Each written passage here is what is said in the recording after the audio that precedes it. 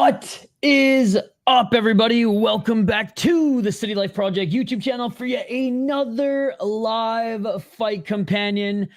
We are so back, ladies and gentlemen. Dana White's Contender Series, Season 9. One of the first series of streams that we've ever done on this channel was Dana White Contender Series, and we are back for, I believe, the 4th season on this channel, 9th season of the show. And honestly, on paper, this season might be the best, if not one of the best seasons that we have seen throughout this entire show's history, if not in like the last 4 or 5 for sure. If you guys are new to the channel, smash that like button and subscribe. We do live play-by-play, commentary, reaction, and of course live interaction with all you amazing folks in the live chat. So don't forget to get to your picks, your thoughts, and any comment you would like here in the live chat. It's good to see everybody. Yo, what is up, dude? Dorian's here. Andrew Wade, Dana White Contender Series, motherfuckers, let's go. I don't put in many parlays, but Dana White Contender Series is when I hit them. The play is Ewert, Mangos, and Drago. I have Drago and Ewert, but a little bias in my pick against Mangos. I got to go with the Vancouver Brazilian. Hey, no problem, dude. No problem. Good to see you. Good to see you. Midweek high-level fights and stakes in the game. Absolutely, absolutely. If you guys missed any of the coverage on this channel, every Monday, I will be posting a highlight reel of all the fighters who are competing in said week. So go check it out on the channel if you haven't already. It's literally 2 minutes long. Yo. Donde va la UFC? The UFC is now, bro. The UFC is now. Good to see you, Shane. This is YouTube, buddy. This is YouTube, not Discord. This is YouTube. You're a smart guy. Cheering for, or cheering on Bouafia. He's definitely that guy. He is very good. Je parle un petit peu de français aussi. So if you do want to type in French, by all means, you can do so. Again, guys, reminder, if you haven't checked it out already, it'll only take you 2 minutes.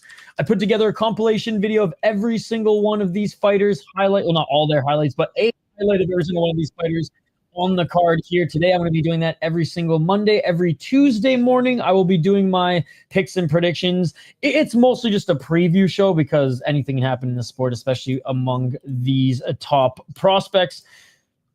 But there it is in the chat here. And if you guys haven't checked it out already, like I said, every week we'll be posting some highlights. We will get to the first fight here in a moment. The bout order was changed, curiously enough.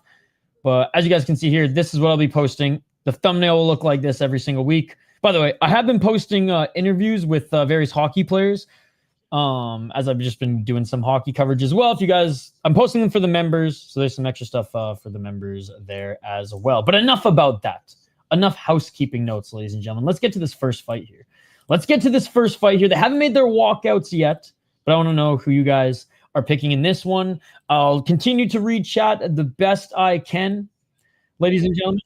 So keep the comments coming. If I miss it, just comment it again. Yo, what is up, dude? Thank you for joining. Yo, what's up, Taco? Let's go. Yo, Toxic's here as well.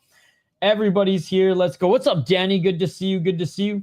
It is on ESPN or UFC Fight Pass, depending on where you are in the world. All right, guys, I'm getting a poll question up here. How many contracts does Uncle Dana award here tonight? Week 1, that is. For this fight, I'll say Ewert. He's faced bigger fighters and was supposed to fight in the UFC like 1.5 months. I think he's a big prospect. Yes, he took the fight on short notice to try to save the fight, but he was, put it this way, he was too big. All right. Let's see. 1 to 2, 2 to 3, 3 to 4, 4 to 5. Vote in the poll question, ladies and gentlemen. It is up now. Only to Mangos. Probably 4, I'm a guess. Yeah, dude, I am. And because he's good. But, like, I'm rooting for him in Contender Series, and I'm rooting for Susurkaev on The Ultimate Fighter. Shout out to Dorian, by the way, and everybody in the chat here. Thank you guys so much for joining. Yo, what's up, Aaron?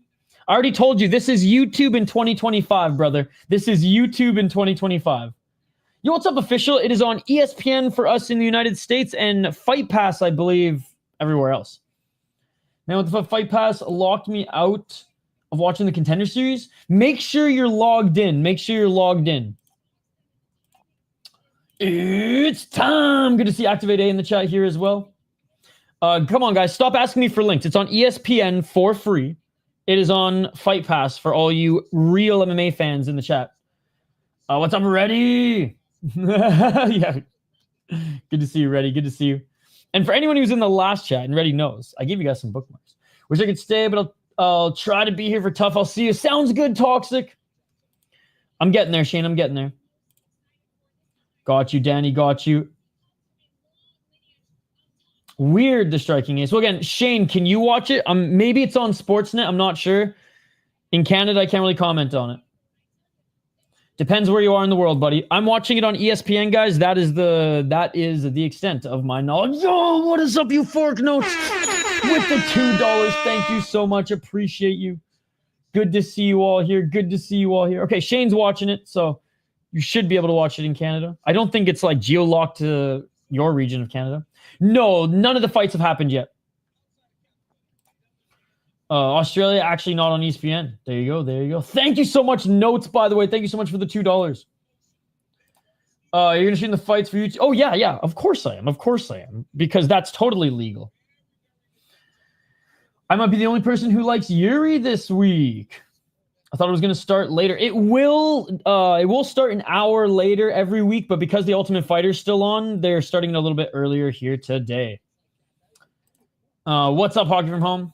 It's starting now. All right. Speaking of, guys, thank you so much for the comments. You guys are fucking awesome. Let's get to the preview here. Before every fight, I'll do a little rundown. I'll do a little preview, and I'll let you know which guy I picked. If you did miss our picks and predictions video, we got Christopher Ewert against Yuri Panferov. And don't worry, you're not the only guy picking Yuri. You're not the only guy picking Yuri. Funkmaster Flay in the chat's also picking Yuri. I'll get the ticker on the bottom of the screen in a moment. But the Russian Polar Bear, 8-1 as a pro. This is his return to Dana White Contender Series. His only loss was on Dana White Contender Series. He's 3-1 in his last 4 fights. He's the underdog coming into this one at plus a 185. 3 KO TKOs, 5 submissions, 0 decisions. That's what we love to see. Now, he's a CES guy, and some of you might be thinking, well, at least he's competing in North America. Yeah, well, if you're competing in North America, why the hell do you not want to challenge yourself? Why are you fighting in CES and the likes of like FAC, for example? Because CES and FAC are kind of at the same level, and that level ain't that great. His best opponent, other than Torres Finney, was an 11-6 guy, ladies and gentlemen. Was an 11-6 guy. As an amateur, impressive, 5-0. As a pro, he mauls guys and has been beating lesser opponents in the first round. Whenever he takes a step up in competition, he loses. And honestly, yeah. Even though Torres Finney choked him out, Torres Finney didn't even get a contract on that one. So anyways, good wrestler, could grapple his way to a decision victory unless he gets a submission or ground and pound finish. Even if he wins, he might be like a Torres Finney. Will he impress the big boss?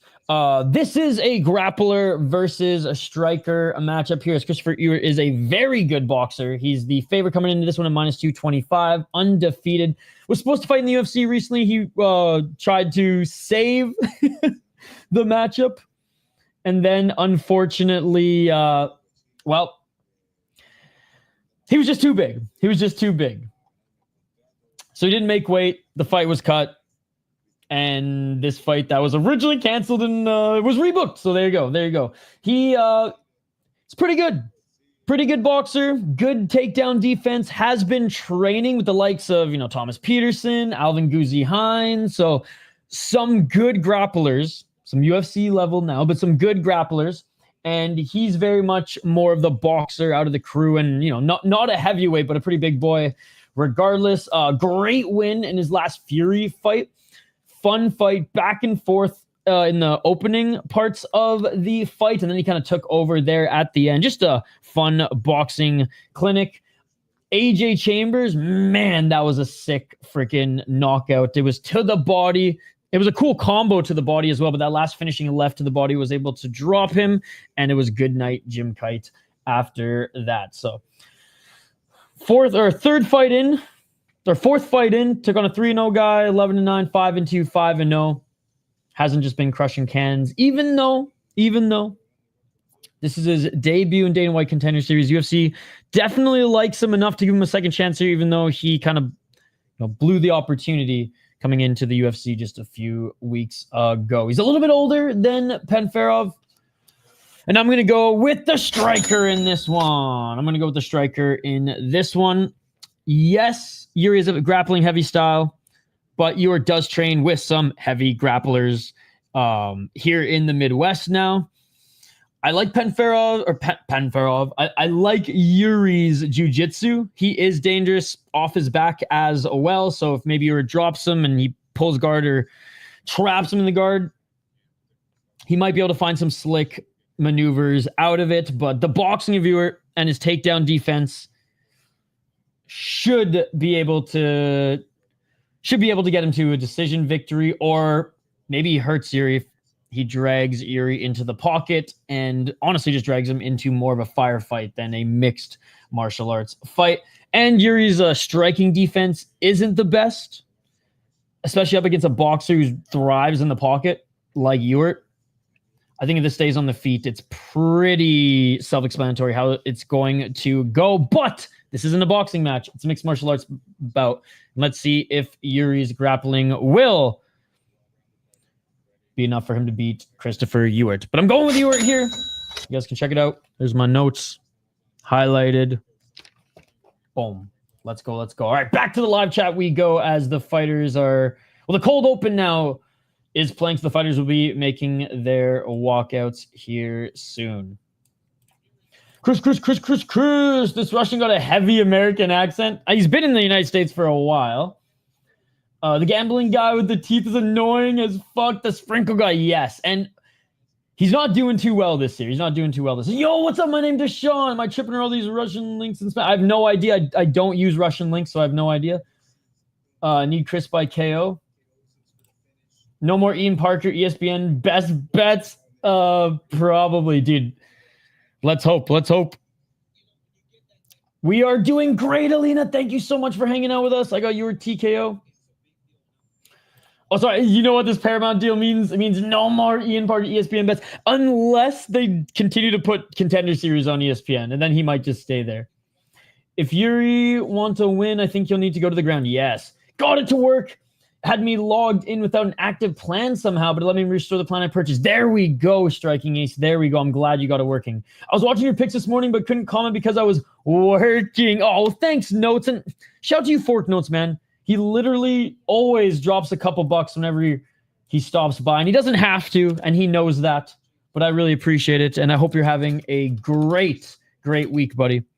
It's Contender Series week, so, I mean, the next 12 weeks are going to be amazing, ladies and gentlemen. The next 12 weeks are going to be amazing. See you later, Hockey from Home. Thank you, Hockey. Really, appreciate that. All right, I think I caught up on all your comments. I'm back to go head-to-head. All right, I'm picking your chain, so you're going Panferov. Less aura, I'm afraid. Need that broken English. I love it.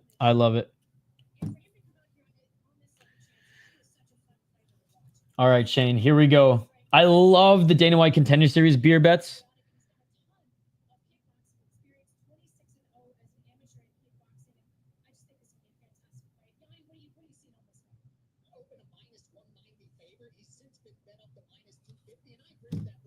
Let's go. Oh, man, just listening to Ian Parker is great.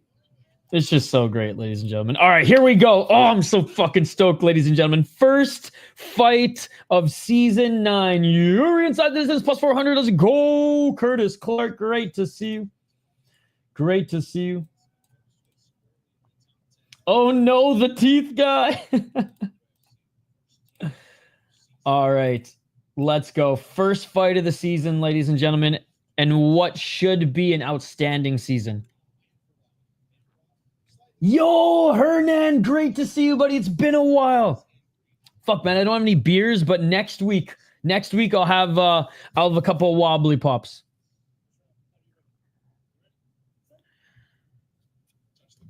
Let's go, Pride Never Die. Let's go, round one. Let's get it on. 451.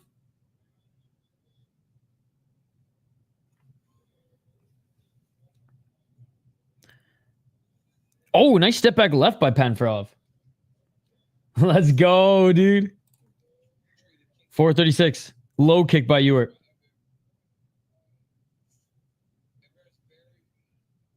Oh, Ewert looking for that right hand. Low kick by Ewert. Ewert with the 1-2. Oh, nice right hand by Panferov, and then Ewert with the step back left.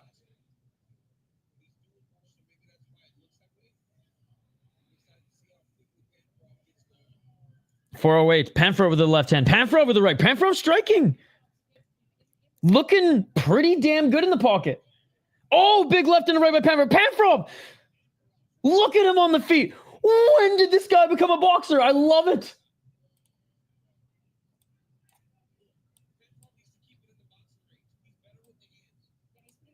.345.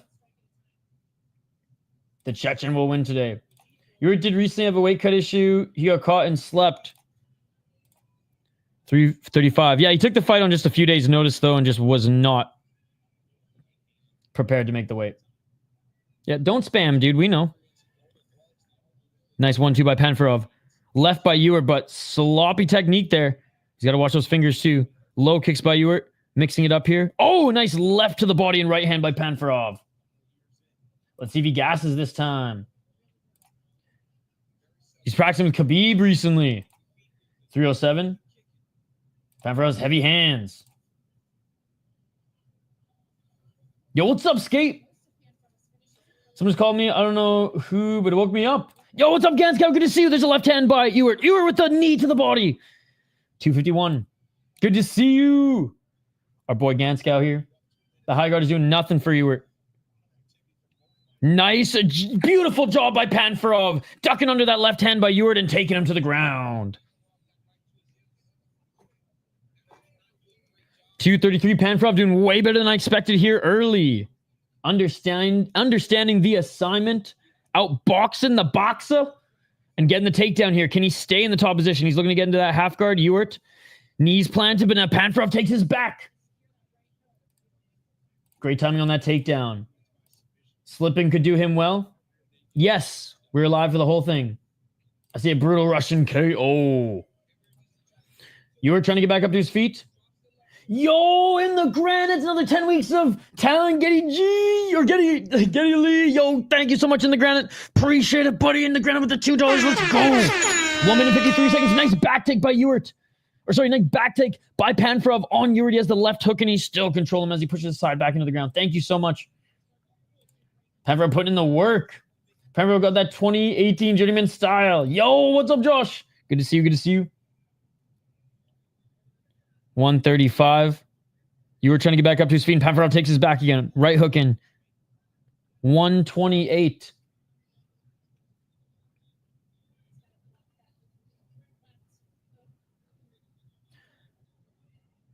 Getting dominated. 115. Was losing on the feet. He's not taking damage on the ground. He's causing Panferov to have to work to stay in position, but Panferov's winning the fight. Ewert asked him that, back to the cage. Ewert trying to get back up to his feet, one knee planted. Yes, please stop spamming.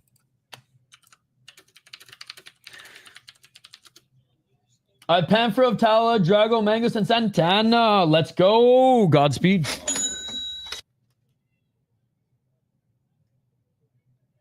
Yes, he's used to winning in the first round. Great job by Panferov with that left hook and staying on the back of Ewert. Next to the cage. 2 minutes of control time right now. And here's the damage. Here comes the damage. Looking to try to flatten out Ewert right now. Oh, looking for the back tip, but Ewert rolls out of it. Ewert back up to his feet here. 16 seconds left.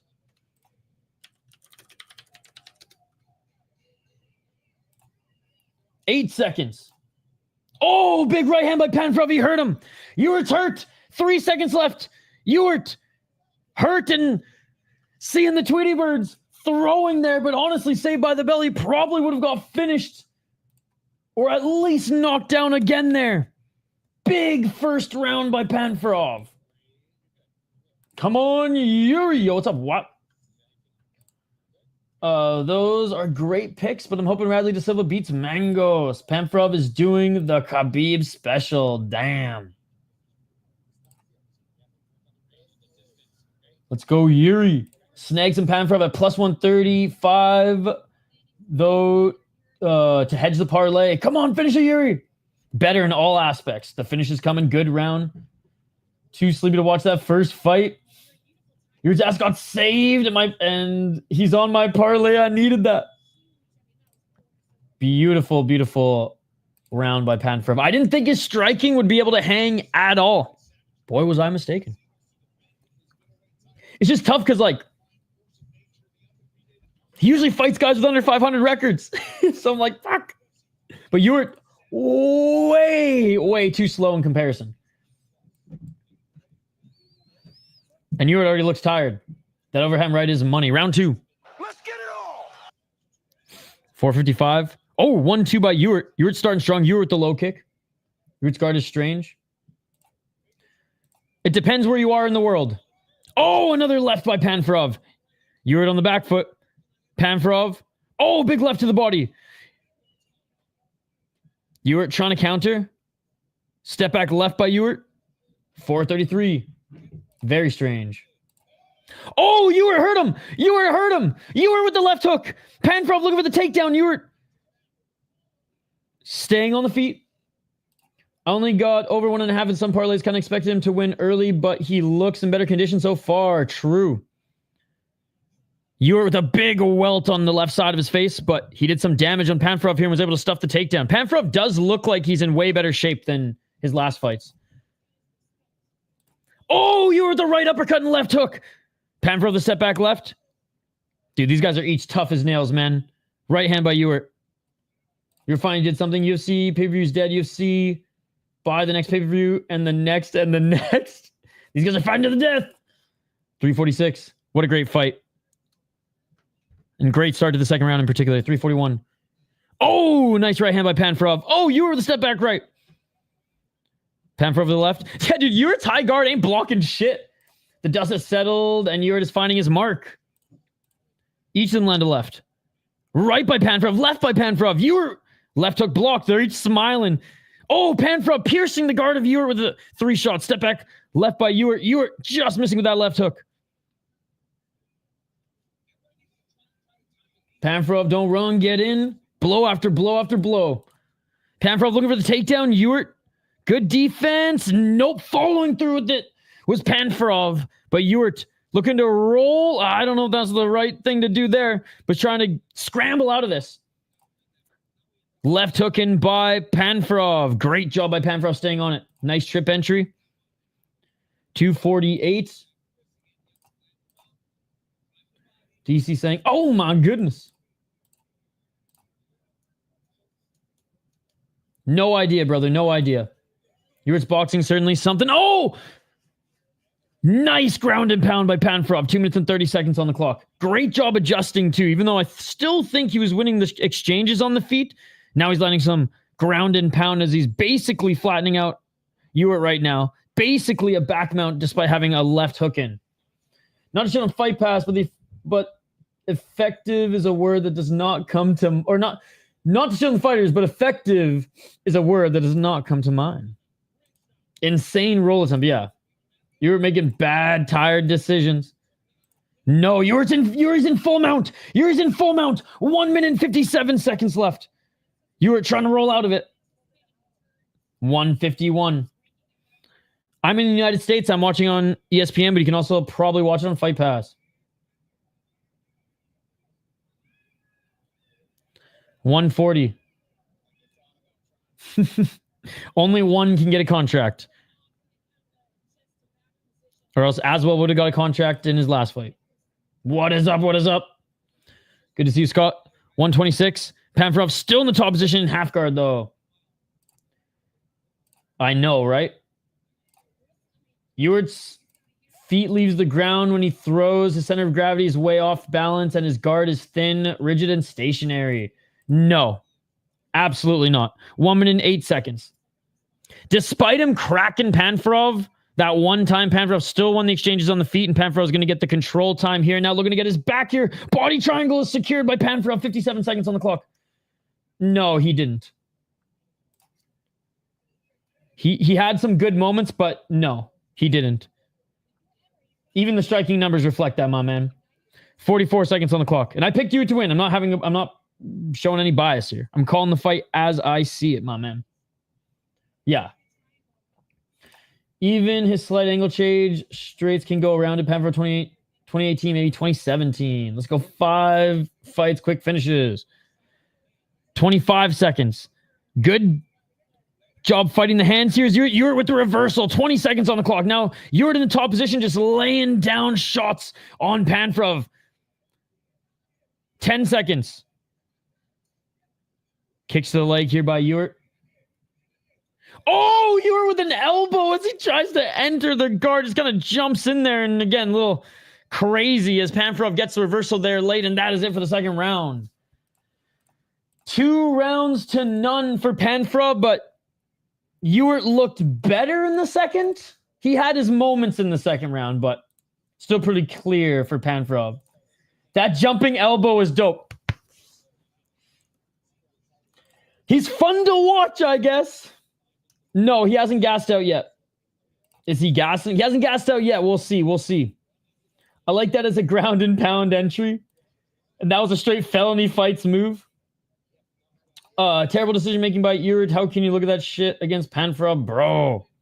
Beer chug time to the last round. Panferov should have had it finish 8 times. Damn, I may have gotten greedy with the inside the distance play. Wow, kill for contract. Panferov was way better than 2018. I think Ewert needs a finish. Yeah, I think so too.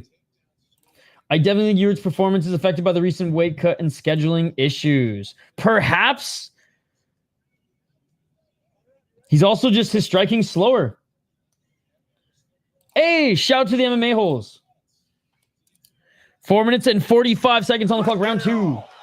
I think Ewert is trash.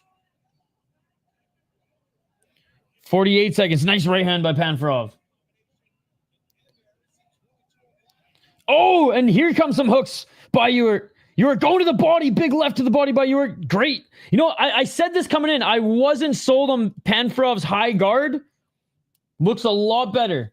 Ewert just needs to buy time. He's going to lose. He was going to lose against McVeigh. I ain't a fortune teller, my man. If you are, kudos to you. Nice 1-2 by Panferov. I can't see the future. Nor would I want to. I've watched too much Back to the Future, though. That's probably why. 4 minutes and 9 seconds on the clock. Panferov has to throw fists. Whoever is first having success. And there's the takedown by Panferov. He gets the single leg. Ass to the mat. Back to the cage by Ewert. Ewert's boxing looking better. Just not as polished. Not as polished. I can inaccurately tell fortunes. 341. Panferov looking to try to get some sort of grip here, whether it's the torso or the leg, to try to drag him off the cage. As the fights go on, Ewert is getting better. 322. Better than the first round, but still. God damn, I love Dana White Contender Series. Dana White Contender Series is unpredictable, dude. Absolutely. And that's why I love it. 317. That's a crazy thing to say, Prophet. That's a crazy thing to say. And you don't actually believe that. Straight left and right by Ewert as he's back up to his feet. Step back left by Panferov. Panferov, nice, some good shots to the body. Yeah, me too. So when I first started my Chihuahua almost got killed by a couple of pit bulls that had gotten loose out of somebody's yard. I repeat, my Chihuahua. I'm glad he's okay. Fuck, that must have been scary, dude.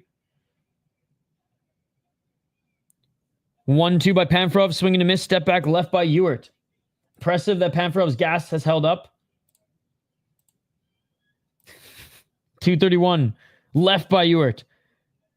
1-2 by Panferov. Oh, big right by Panferov. His striking is just still quicker.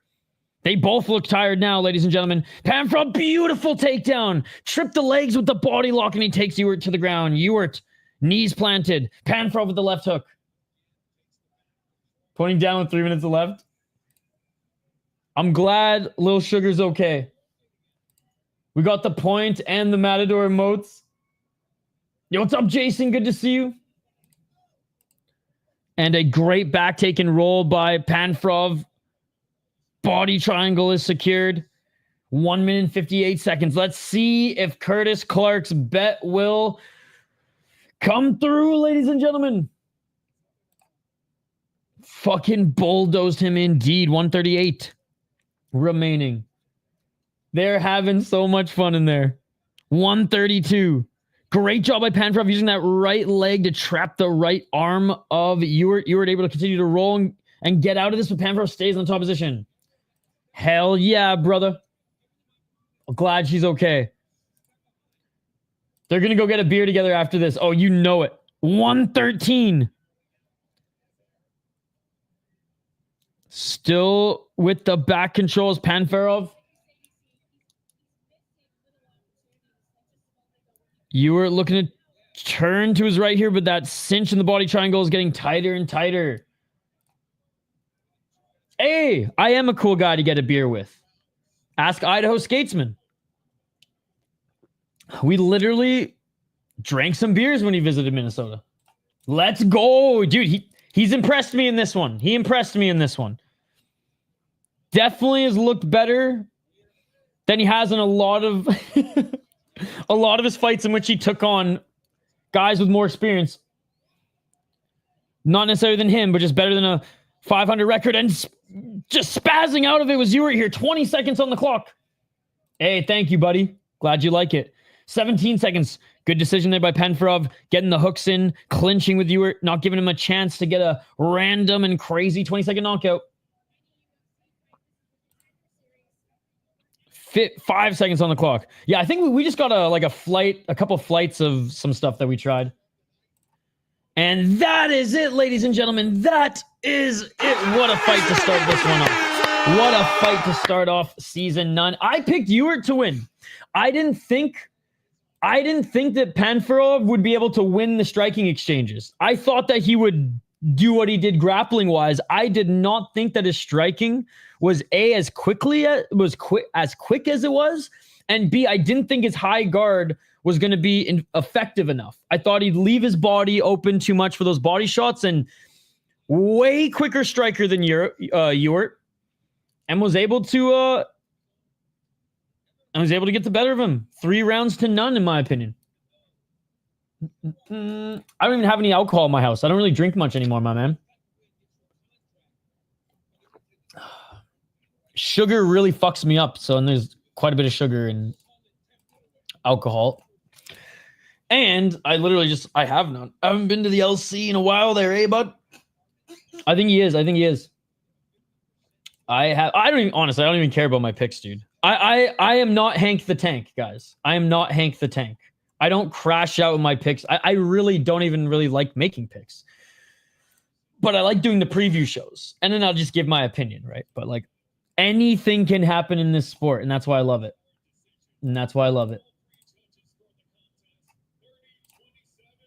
Yep.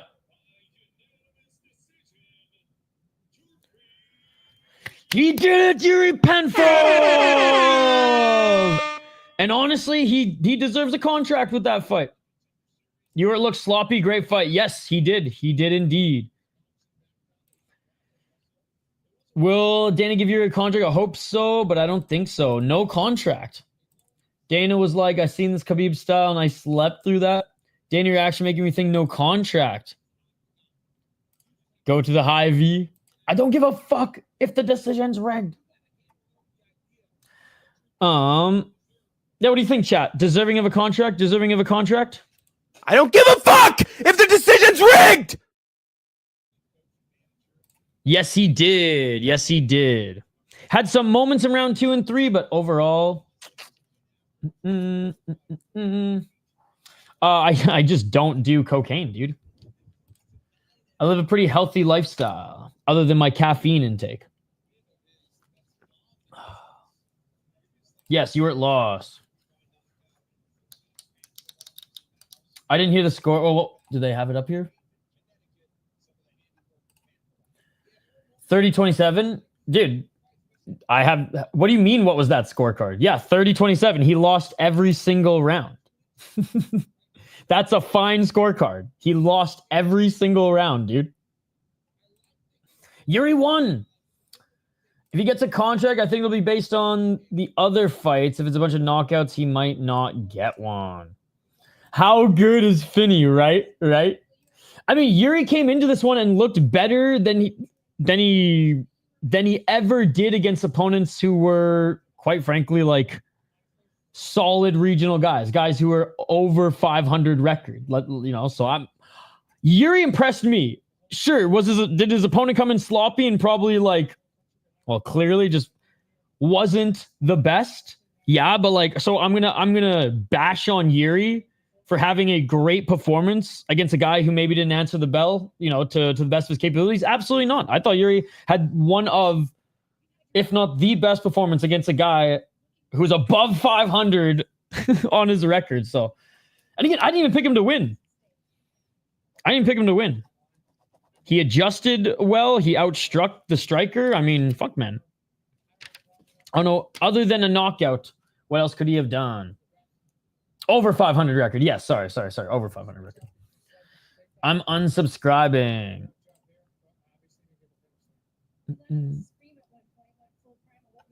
So is Yurki Russian American?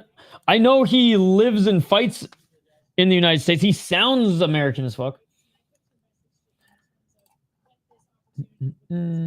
Wrestle with Jimmy. Good to see you, plant-based. I think Finney's actually really good, and people are just haters on his style. Looks like I'm on my way. I just got out of work. Nice, Reaper. We got 4 more fights. Worst part of the Contender Series is watching the guys on the seats waiting to get one. No cap. I've cried. Alina's got so much like empathy for the fighters. I love it. I love it. But yes, as plant-based corrected. So Yuri Panferov lost to Therese Finney, who was 6-0. And went to what was the other one that went far? What was the one? Yeah, and then went to a 3rd round with an 11-6 guy. So that's what I'm saying. He looked better in this fight than even when he ground and pounded and finished the 11-6 guy. There were moments in this fight that I was more impressed. And obviously, Therese Finney, he just really didn't have an answer for his grappling at all. Great fight. My favorite part is when they don't get one. All right, sounds good, dude. Have a great stream. Nice. Like, to be honest, because I don't really gamble on the sport at all. Every now and then, like, there's some good underdogs that I'll throw $2 or $5 on. I don't really gamble on the sport. I just love the sport. I love the sport. So, like, at the end of the day, I really don't care who wins or loses. You know, even though I'm a fan of Charles Oliveira, I crashed out less than half of the people out there. If anything, I was stoked that we got to see another banger performance, you know, by Ilia Topuria. So like that's just how I look at combat sports. Some people take their Tapology way too seriously, ladies and gentlemen. Dana isn't signing him. That fight reminded me of Sean O'Malley versus Merab. Except, honestly, I think Ewert got more shots in than Sean O'Malley did on Merab. Good to see you, by the way, Elo. yeah, dickhead. All right. Let's get to this next one, ladies and gentlemen. And, you know, it's an absolute disgrace that they put this at the second fight. This one should be the main event. This one should be the co-main or the main. Let's be perfectly honest. Yo, what's up, dude? Good to see you. I love winning games on Tapology. Honestly, I didn't even have a Tapology account until 2 months ago. How crazy is that? Good to see you, man. I've been waiting for De Silva to make it to Contenders for years, watching him on the Canadian circuit. Yeah, him and Cizinando coming out of that same camp in Vancouver. Should be main event. Only word for Mangos is his opponent has man strength. Apart from that, he looks legit. Almost at home. These two are good. Yep. See you soon, Amberly. George Mango. Shaggy, let's get the mango emojis in the chat. When's he fighting? I'm picking De Silva. Me too, Shane. Me too. Let's go. If tonight's going to be the night of the underdogs, let's fucking go with the Brazilian Canadian out of Vancouver, British Columbia, Canada, my home province, ladies and gentlemen. We have Radley De Silva. And honestly, this one's a pick'em, ladies and gentlemen. This one's a pick'em. So instead of flipping a coin, I said I'll go with my provinceman. I'll go with my provinceman. Radley De Silva, 7-1 as a pro. Arguably the best prospect to ever come out of a BFL. And he didn't just crush cans in BFL either. Some mainstays in BFL have. Kyle Machado, for example. He had no business being in the UFC. This guy has business being in the UFC. 1 KO TKO because out of the, 100 fucking spinning heel kicks he throws per fight. Now, not quite 100, but a lot. 1 landed on the face, on the mark. It was beautiful. 3 submissions, 3 decisions. He has a wrestling and grappling, I'd say like wrestling and jiu-jitsu hybrid. So I'll just say a true grappling base. He's strong as hell for the weight class. He's big for the weight class too. Not necessarily like super tall, but he's just a big fucking dude for the weight class. Wrestling and grappling, I would say, is as good as Mangos. Mangos' technical striking is better, and they both have power. So, like, Mangos, I understand why he's the favorite. If this stays on the feet, he has the better boxing, especially in close range, and Silva's a little bit more wild in his style. But other than that, these two are amazing prospects, and Mangos, there's so much more room for him to improve given his age. But back to De Silva, 6-0 as a pro. He's defended the BFL title 3 times. And you look at his record here. 2-0 guy when he was 1-1, then 5-3, 5-1, 11-5, 6-0, 19-9. So, like, for regionals, that's pretty damn good. And he's starting to finish, guys. 3 finishes in a row. Rear naked choke in which he painted the canvas red in blood. Spinning heel kick in which you guys have probably seen over and over again. And Drake Randall was a good prospect coming in as well. George Mangos. Good night, freaking Irene. That head kick knockout a couple fights ago was unbelievable. He's never gone to decision. 2 KO TKOs, 5 submissions, 4-0 in Hex. Great win against Ethan Thompson. This win was stupid good. Shin right to the jaw. I mean, all he's been doing in Hex right now is winning titles. Dominated Eternal, dominated Hex. I mean, what else is there for him other than the UFC, ladies and gentlemen? And he's only 22 years of age. So this is the people's main event, ladies and gentlemen. This is the people's main event. Oh my God, don't do backflips until you win, boy. Oh my God, that scared me. Could you imagine? Not really. I watched the guys that I like. Inoue, Navarrete, Big Bang Zhang, but what's up, Afshin? Good to see you. Oh, Canada. Nope. The fight hasn't started yet. Let's go. I think he throws under 10. 9 years difference between the two. I love my Canadians all the way from California. Cheers. Wednesday? Okay. He's coming up after this one. Did not know you're Canadian. What's up, my Canadian brother? Yes! I'm half Canadian, half American. Grew up in Canada, though. Radley, TKO round 2. Fade Canada. Again, we're watching.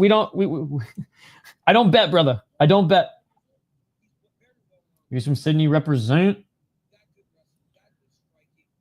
Radley looks more spectacular. I think he's doing capoeira. They haven't started yet, buddy. They haven't started yet. Nice, dude. Nice. Let's go, George. On the martial arts world, that style is mostly for show. Except ready, it works. For Radley de Silva.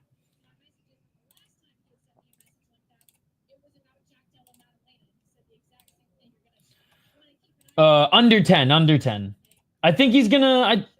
under the UFC bright lights, I think he'll try to not be as showy. Oh, he's only 21. For some reason, I thought he was 22. 21. Even younger, even younger. All right, ladies and gentlemen, you ready for this one? Y'all ready for this one?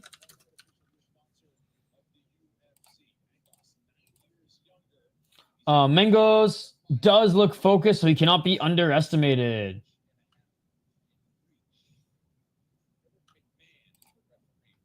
What are you talking about, dude?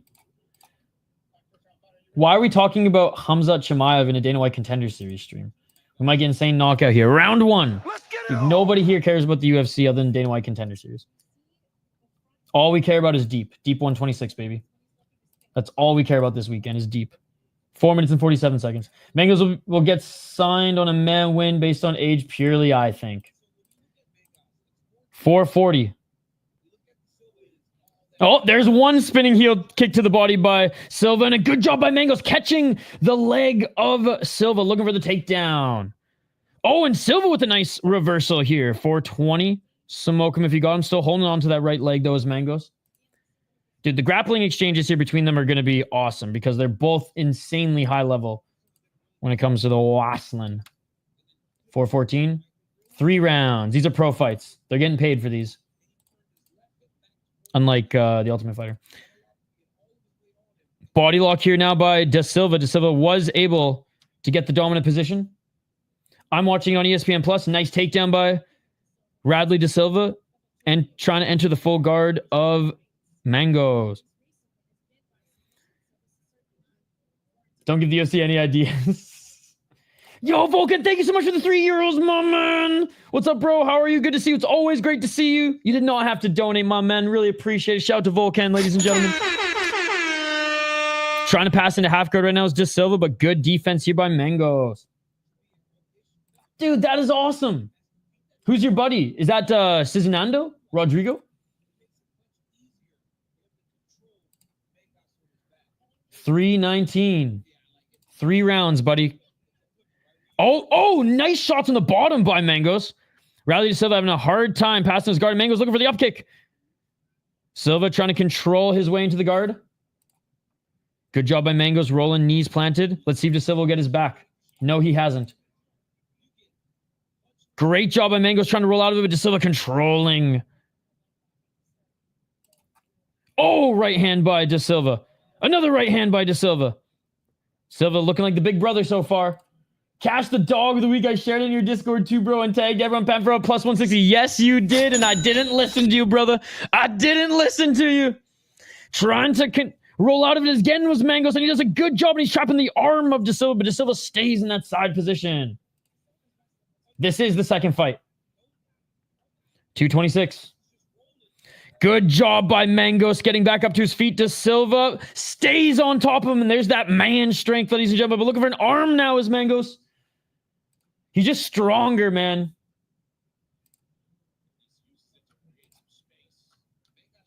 .208. Silva staying in the top position. 2 minutes, and he's in the guard. Half rubber guard. Let's go. 153. No. Come on, man. This is Dana White Contender Series. Don't ask questions like that. You're a smart guy. You're a smart guy. Ewert lost. Unanimous decision. 30-27. Fair decision. 136. Full guard by Mengos. De Silva trying to pass into half guard, but good defense by Mengos. 124. Blame your boy, man. He's the one who tried to take this to the ground. De Silva was throwing spinning shit, and Mengos was like, you know what? I wanna wrestle. So now De Silva's like, all right, let's wrestle. Let's wrestle. Regardless of how good this fight is, Dana will be mad over the grappling. I honestly, I think he had a stellar performance. 59 seconds. Looking to try to get back up to his feet is Mangos.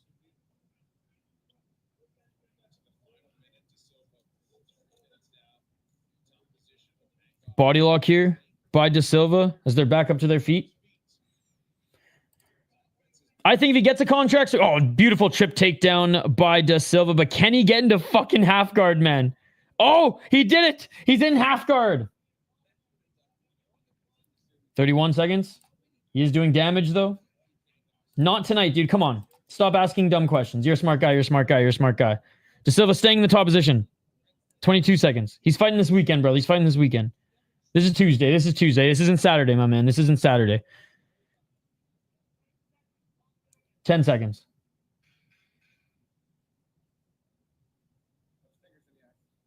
De Silva still in full guard. Was in half guard for a moment. Was in half guard for a moment. And that is it for the first round.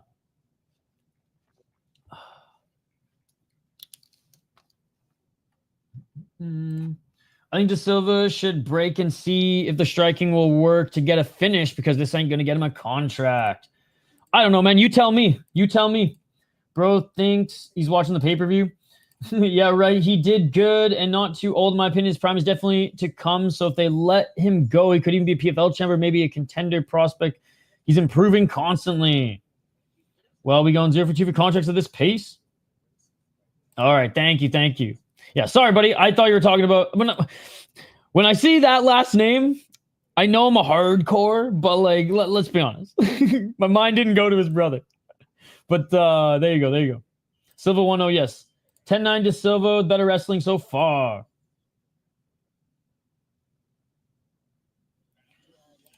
This dude Mangos is smart. De Silva needs to work on the game plan. What do you talk? I mean, I actually disagree with that statement. I mean, he's smart, but Mangos was the one who tried to take this to the ground. De Silva reversed and then Big Brothered him. Okay, I got you. So I was like, really? Sorry for the confusion. Sorry for the confusion. Round 2. And swinging to get the takedown, and he gets the takedown. 448. De Silva. Half guard. What promotion is he fighting in? His brother? 436. Is it FEN or KSW? 429. Mango's trying to get back up to his feet. And De Silva. Body lock. Looking to drag him back down. 419. He's not getting a contract up of this. Nice right hooking by De Silva. He's looking for that back. Looking for the rear naked choke. Good job by Mangos. Pushing that left leg off. Nice. Yeah, I love FEN. Nice back take by De Silva. This man's strength Isha was talking about earlier. So if he gets a finish, you still don't think he's going to get a contract? I'm not saying like he's still far from getting it here as Mangos is reversing. And now Mangos in the top position. Again, this is mixed martial arts, dude.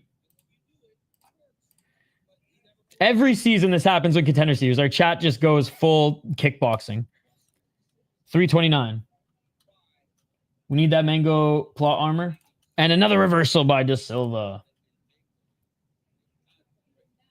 319. Mangos. Oh, beautiful reversal here. Beautiful back take by Mangos. Pushing forward was De Silva and Mangos.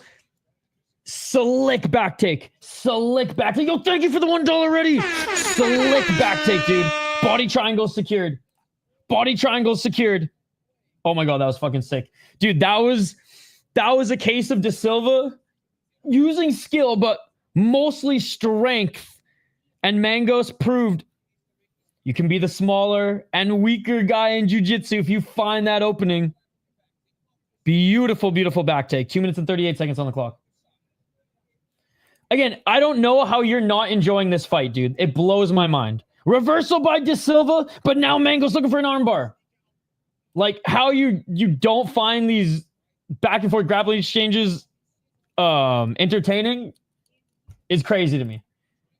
2 minutes and 17 seconds. He's very, very tricky, yes. De Silva now re-entering half guard. 2:08. Daniel, the only guy to have a show to find fighters still be mad when he got to be there. 1 minute 59 seconds. Let's see what I'm excited to see what little tricky move Mangos is going to do next here. 1:59 De Silva getting into half guard. Mangos turning to his right side. Like, what sweep does he have up his sleeve next? De Silva's winning. But this is a very, very grappling heavy exchange between both of them. 131. Silva's not doing anything. Must be watching a different fight than me. Both of them are doing a lot right here. Silva, again, I'd like to see more damage, but he hasn't had neither of them, except for actually Mangos when he had the back, has had time to really work. Now, half guard here, Silva should throw some shots, and there were opportunities there, but it's just been like, again, I don't understand what fight you guys are watching. Like, the pace of this one in these grappling exchanges has been like constant. It's not like Mangos is just laying on him or just laying there, not moving, not trying to get out of it. Look, he just rolled again, giving up his back here. Right? I think the reason why neither of them has been able to settle into any positions, they're constantly moving. They're constantly scrambling, right? Mangos, terrible job of getting to a good position and holding it. Dana's probably so mad seeing all this grappling. Team De Silva, let's fucking go. This fight is exhausting for both guys. Mangos continuing to try to roll out of it. And De Silva continuing to try to keep him off his back. Ground and pound time, let's fucking go. Exactly that. These grappling scrambles are super high level. I know, man. All these people in the chat just want to watch fucking One Championship Friday fights. And look, could he be mixing in a few more shots? Both of them when they get in the better positions? 100%. But like, this is far from a boring fight. And that is it, ladies and gentlemen. That is it. This is far from a boring fight. Don't go to SeaWorld front row and expect not to get wet, man. Shamu will get you every single time. This is mixed martial arts, ladies and gentlemen. This ain't Friday fights. Makes Roman versus Fluffy look like a Division 3 wrestling, right?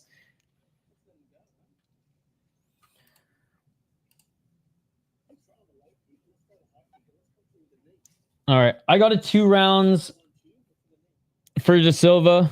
Obviously, the submission attempt by Mangos was there. He got some control time in that one as well. Neither of them have done much damage on each other. I don't know what fight you're watching, brother. I don't know what fight you're watching. Honestly, both guys would probably do decent in the UFC. And I thought that was a great ground game. Plant-based Muay Thai is a thing, my man. Muay Thai. There's a lot of good Muay Thai out there, guys. Yeah, 2018 Radley is more reasonable. All right, here we go. Here we go. Dude, I'm like weirdly excited to see Zhang knock out Walker. Round 3, ladies and gentlemen. Round 3. Oops. Beer chug time.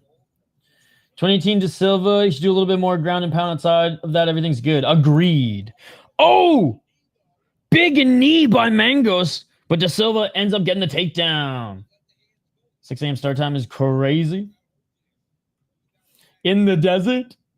Guys. They're letting us see the corner between rounds. Oh, shit. Okay, I got to keep my ear out next time. De Silva looking for the back take here. Right hook in Mangos.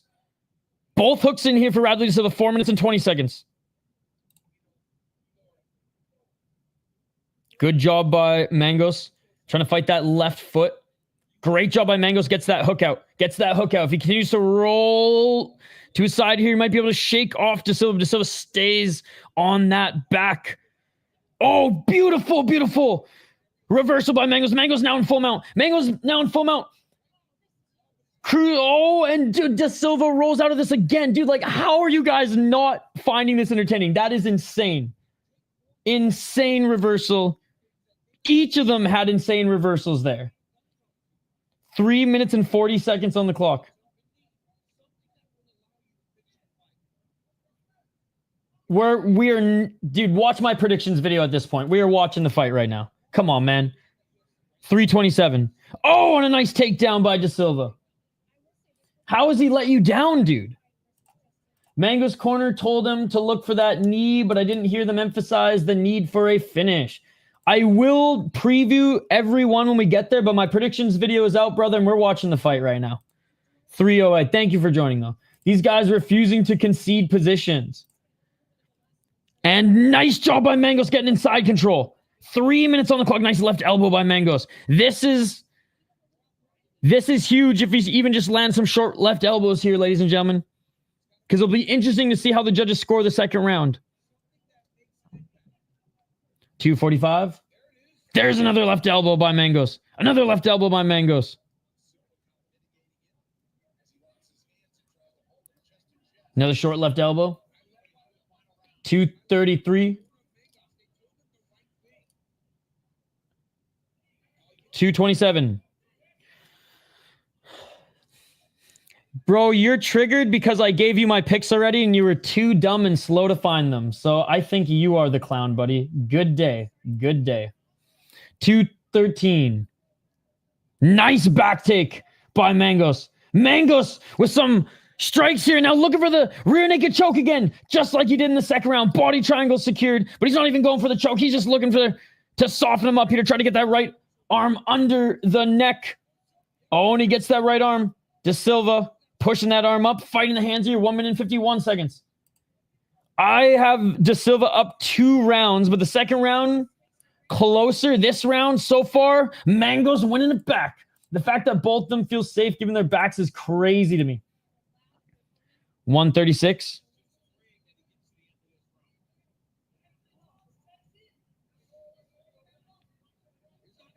$127. Oh, he's got the neck or chin, sorry, but doesn't have it under the neck. 118.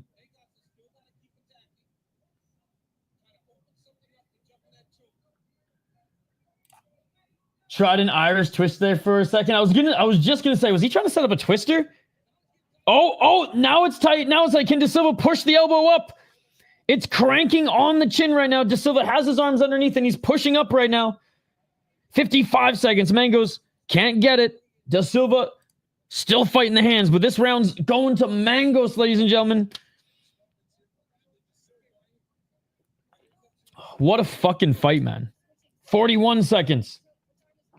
If this was judged in Japan, if this was superior rule set, if this was judged not 10-point must system, Mangos likely wins this fight based on the third round. He's getting so close, but De Silva just keeps pushing those arms up, ladies and gentlemen. Final 23 seconds. What a third round here by George Mangos. And De Silva with a late reversal. 13 seconds left. 13 seconds left. And De Silva with one final takedown, bro. One final takedown and a big right elbow. I think you'd have to call it a draw if you judged as a whole. And that is it, ladies and gentlemen.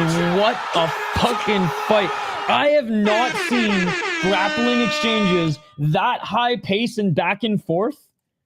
Hell, even in actual grappling matches. That was a sick fucking fight, dude. They're worth a rewatch for sure. He uses recharge tank, as Mayhem Miller's corner would say. I think De Silva snuck out 2 rounds. No finish by either of them, so I don't think either of them are going to get a contract, but holy fuck, man. I don't know how anyone's complaining about that fight. I know. Mangos just did what I'd love to see from De Silva in round 1 or 2. More time for subs and ground and pound. I take back my earlier comment. I want contracts for both. I think 29-28 De Silva for me. 1 contract and Mangos gets a late notice call. I hope they don't rob De Silva. And both these guys are easy on the eyes, says Amberley. Well, there you go. Amberley wants contract for both too. Dane not giving them shit. Again, it blows my mind that you didn't find that entertaining, Ben. Blows my mind.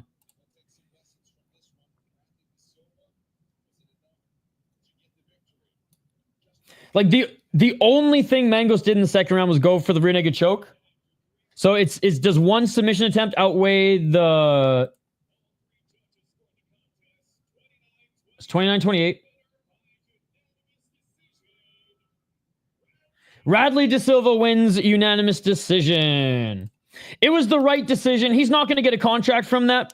See, he even said he's even shrugging. He knows it wasn't his best performance, but he got the win in a good performance. Well, I shouldn't say not the best performance. He's shrugging because he knew it wasn't the performance that was going to get him the contract. But what a fucking fight by both of these guys, man. What a fucking fight by both these guys. The scoring was good. Okay. Well, earlier in the chat, you made it seem like you were not happy with this one. But yes, Dana White's not giving him a contract.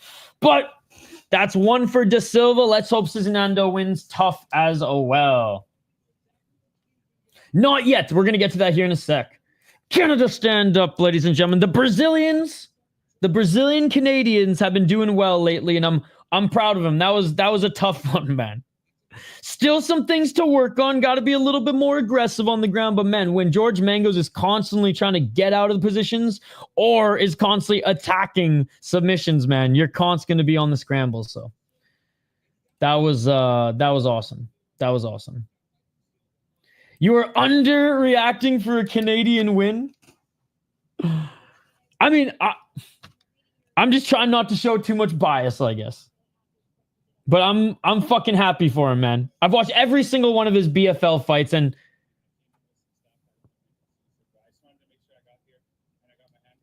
he said, I mean, he looks disappointed, but hey, we're fucking proud of you, buddy. We're fucking proud of you.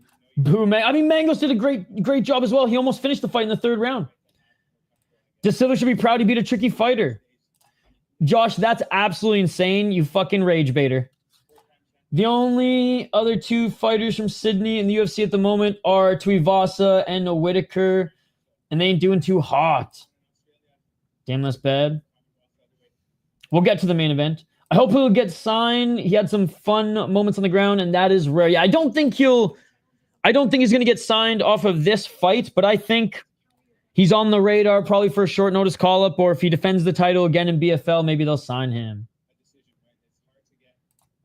This is a lesson for Mangos. He's going to come back better. Absolutely. Because my boy from... Okay, fair enough. For the next, I have Susurkaev by knockout for me. I think there's 4 Canadians on this season. I think you're right.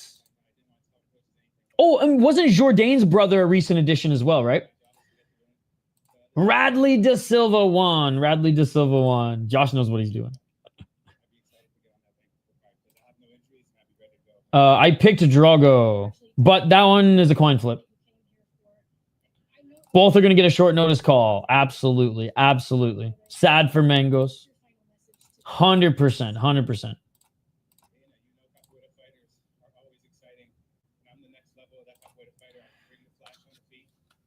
I will say, Radley De Silva, he threw one spinning heel kick at least.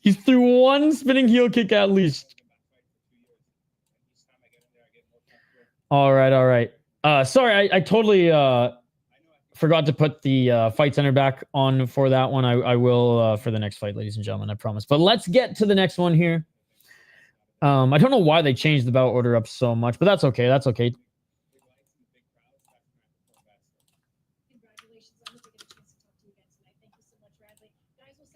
The guy who bet on De Silva's lucky as fuck.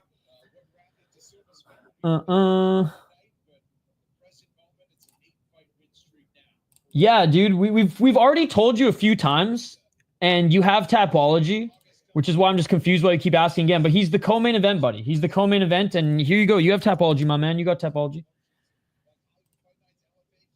But yes, he's the co-main event. Drago, his odds are pretty high if it's a coin toss. He's after this fight, my man. He's after this fight. So it's all good. You don't have to apologize, but like Tapology is probably easier. But he's after this fight. I hope that answers your question. I don't know about you, but I doubt the performance is going to get Silva contract. I don't think it's going to get him a contract, but I think that was a fucking awesome fight by both those guys. His eyebrows looks weird. All my money is on Talha. All good, man. All good. All good. Appreciate you here. Appreciate you here. And I'm sorry if I missed some of your comments. I know you're not spamming. Like you've been awesome. That Russian guy was spamming the whole time. He's trained with Chimaev a few times, and I know Talha has trained with a few Russian high-level Russian fighters as well. A couple guys in the UFC too. Yeah. Well, in the Australian's only 21, right? So he's got time. He's got time. The thing is, like, they do each have good hands, but like we showed how badass their grappling was. Robbie Lawler. Spammer, I'm a ding dong. I'm gonna go all in on all bets. Godspeed. What beer are you drinking tonight, Hernan? I know you drink some fancy stuff every now and then, and me being the connoisseur, even though I got none in the fridge. All right, Susurkaev, ladies and gentlemen, Baysangur Susurkaev, the Hunter, 8-0 as a pro. He is the favorite despite taking this fight on 1 week's notice. 1 week's notice. If you bet, Talha, just close your bookies now. Again, I don't bet, brother. I don't bet. I watch fights, not numbers. Oh, that's great. Talha might have a small chance on this fight. 8-0 as a pro. He's out of Chechnya. 7 KO TKOs, 0 submissions, 1 decisions, and 4-0 in ACA. He ripped up Young Eagles, ladies and gentlemen. And if you've watched some of those Young Eagle shows with us, you'll probably be familiar with him.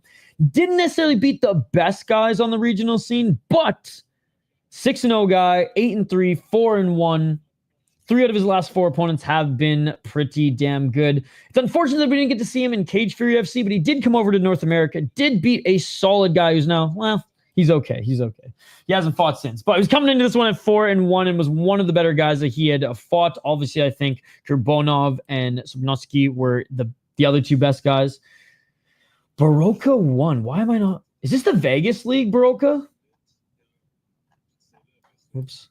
Sorry, going on. Is this the Vegas League? I think it is. Okay, so he did have 2 fights in North America, but regardless.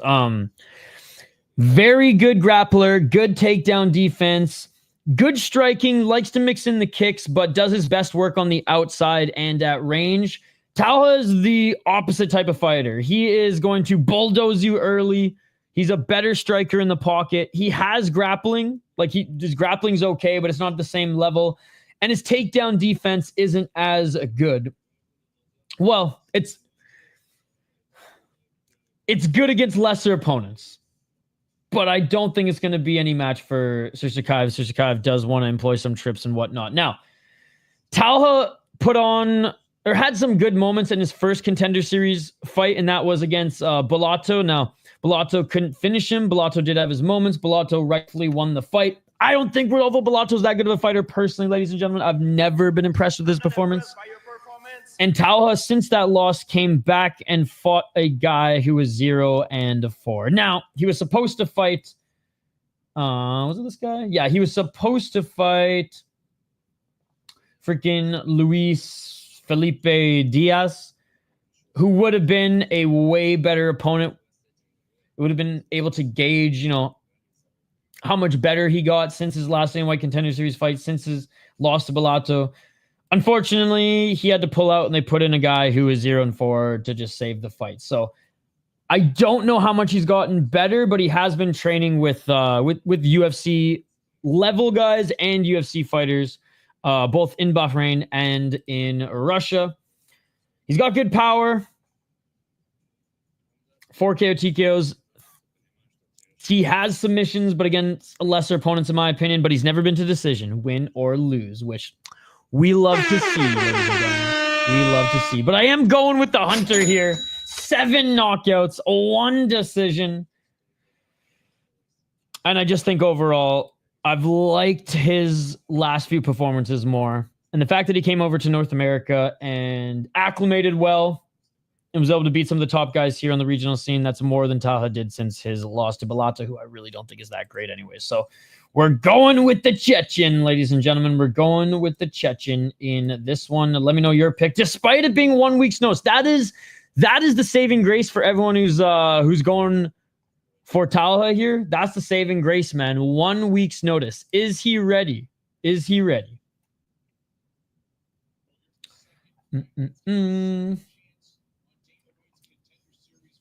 That last fight was boring as fuck. Then you clearly didn't watch the fight, dude. You clearly didn't watch the fight if you think that was boring as fuck. Go watch One Friday fights, buddy. This is mixed martial arts, Muay Thai. Don't go to SeaWorld front row and expect not to get wet and get, you know, Shamu's going to get you every single time, brother. This is mixed martial arts. Those grappling changes were unbelievable. Unbelievable.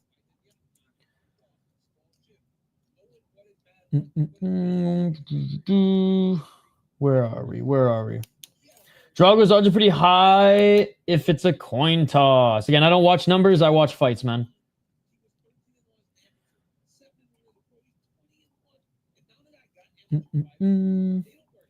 That's great. Talha might have a small chance on this fight. I think Talha came ready. Talha trains with Hamza Isha. Cool. So did Darren Till. I'm Talha to win. Let's just watch. Let's go, baby. Talha's a bad ACL. Don't bet him. I'm not betting. The first 3 fights are all fights with 1 undefeated fighter versus a fighter with 1 loss. So we have this in tough later. Yes, absolutely. By the way, you saw the new Mafia game? Bought it today, and damn, I didn't have fun since a long time in a game. Oh no, I don't play video games, so I don't even know what game you're talking about. But hey, if you have fun playing it, that's awesome, man. I'll probably play the new Grand Theft Auto, but I haven't even played freaking the new Counter-Strike yet. Glad your dog's doing better, Amberly. I got Talha TKO rooting for the IMAF boy. Either way, it'll be a very, very good fight. Let's go. Good to see you, the real simple Cal. Talha gonna get finished. Isha, who did the members show with you a few weeks ago? I can't remember. That was Jay Wolf from the We Are Rising podcast. Big meathead gonna get pressured, in my opinion. I think Susurkaev gonna get the knockout. I think so too. By how this going, Talha by KO, right? I know he had a knee injury, and going into his Bellato fight, but I didn't know the extent of it. I thought he had, I think Artem MMA. I think it was Artem MMA who said on his preview show that he had gotten like surgery or was in like the final stages of rehab 2 months before the fight. But oh, nice, Shane. Talha looking ready on the weigh-ins. Isha, favorite betting strategy? How much you bet on this fight? Why is gambling on fights so much fun for you? It's so fun, dude. I love it so much. Beer chug time. Russia. Susurkaev is a refugee. Dana, don't tell Trump if you sign him. Oh yeah, he'll only be on the Abu Dhabi cards. Cheers. I got coffee, but cheers, my friend. Oh. Bahrain has a nice small bit of blossoming talent, and nearly all of them train at the KHK gym. Yes, I believe it's like government funded too, right? They have a good team there. Yeah, that was cool. Him being on with you. Yeah, so we do every single Ryzen preview together, Amberly. We're gonna do more of those. So the next Ryzen card is in 3 weeks, I believe, and we'll do a preview for that as well. Oops, we'll do a preview for that as well. Goddamn, sorry guys. All right, next fight's about to start here. Again, big shout out to everybody in the live chat here. Smash that like button if you haven't already. Subscribe to the channel. We will be live also for the Ultimate Fighter finale here tonight. Round 1, let's get it on. I don't watch sports in which you're not allowed to fight in. Because to me, they're not sports, they're just games. That is a twisted way of looking at it, but it is true. Talha will soon be history. 4 minutes and 44 seconds. And Talha catching the leg of Susurkaev and landing a right hand. Talha looking for the takedown here. 4 minutes and 36 seconds. Yo, what's up, dude? Can't forget that green stuff. 4 minutes and 28 seconds. 420 smoking if you got him. Talha by sub. I got Susurkaev by KO. You guys are fucking awesome. Has a kill kick fly. Or he's a kill kick fly as well. They always prepare well. 412. Talha unable to take Susurkaev to the ground. Body lock. How's it going exploring the car? Left hand by Talha. Pushing Susurkaev up against the cage.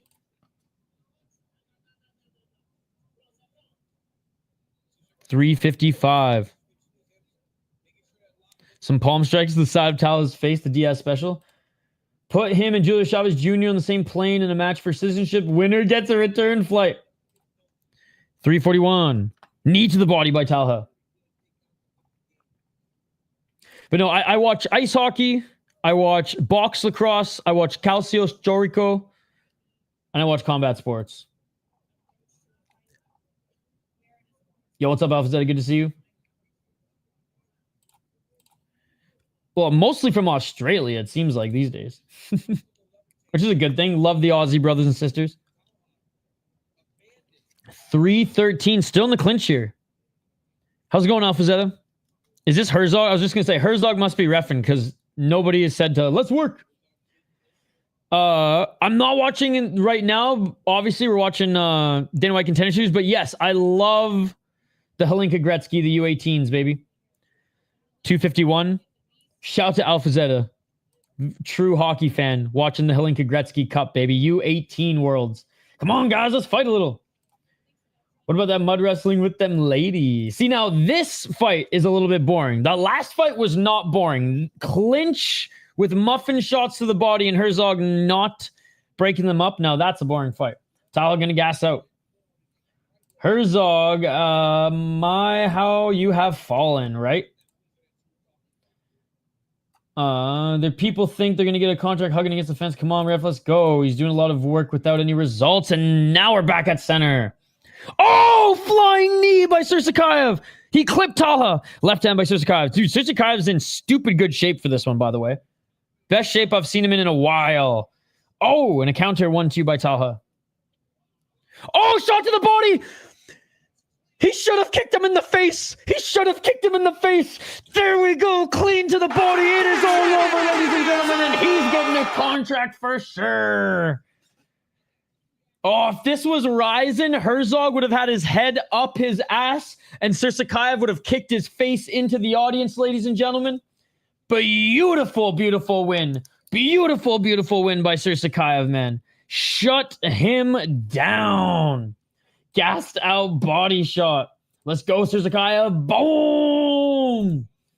I love Susurkaev. That was insane. I'm so fucked in the head that the first thing, just front kick right to the fucking body, and he went down, and I wish he would have kicked him in the face so bad. Obviously not, because he would have got disqualified, but like, I just wish we had real MMA rules. Susurkaev won the news beat. No, I don't think it was. Loving the striker beats the hugger. My favorite Russian ever. Beautiful, beautiful work. What I say? Susurkaev is a big, big prospect. Yes, he is. Yes, he is. Sean Strickland would never. All right, so 2 for 1. 2 for 1 so far, ladies and gentlemen. Should have seen that coming. God, I'm so fucked in the head chat that like the first thing I think of is kick him in the face. Kick him in the face. Sorry, he's not Russian. He's Chechen. This dude's a monster. You'll get the next one, Hernan. You'll get the next one. Great win. I don't know. Yeah, they put the Russian flag. He's Chechen and a refugee. All right. Yeah, Killcliff is an amazing gym. And like Activate A said, they prepare the guys. Well prepared for that one. Well prepared for that one. All right. This kid is a freaking animal. That's exactly what Dana White's going to say too when he gives him a contract. Clearly a contract. Oh yeah. I honestly think the first fight deserves one personally. I'm not super bullish on it if he doesn't get one, whatever. But this one, yeah, it's 100%. 100%.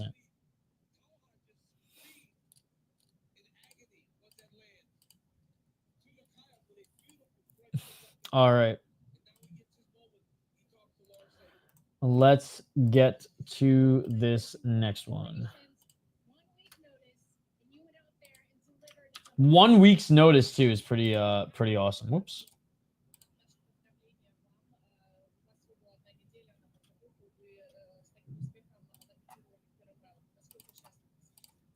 She's not quite the one championship Russian translator, but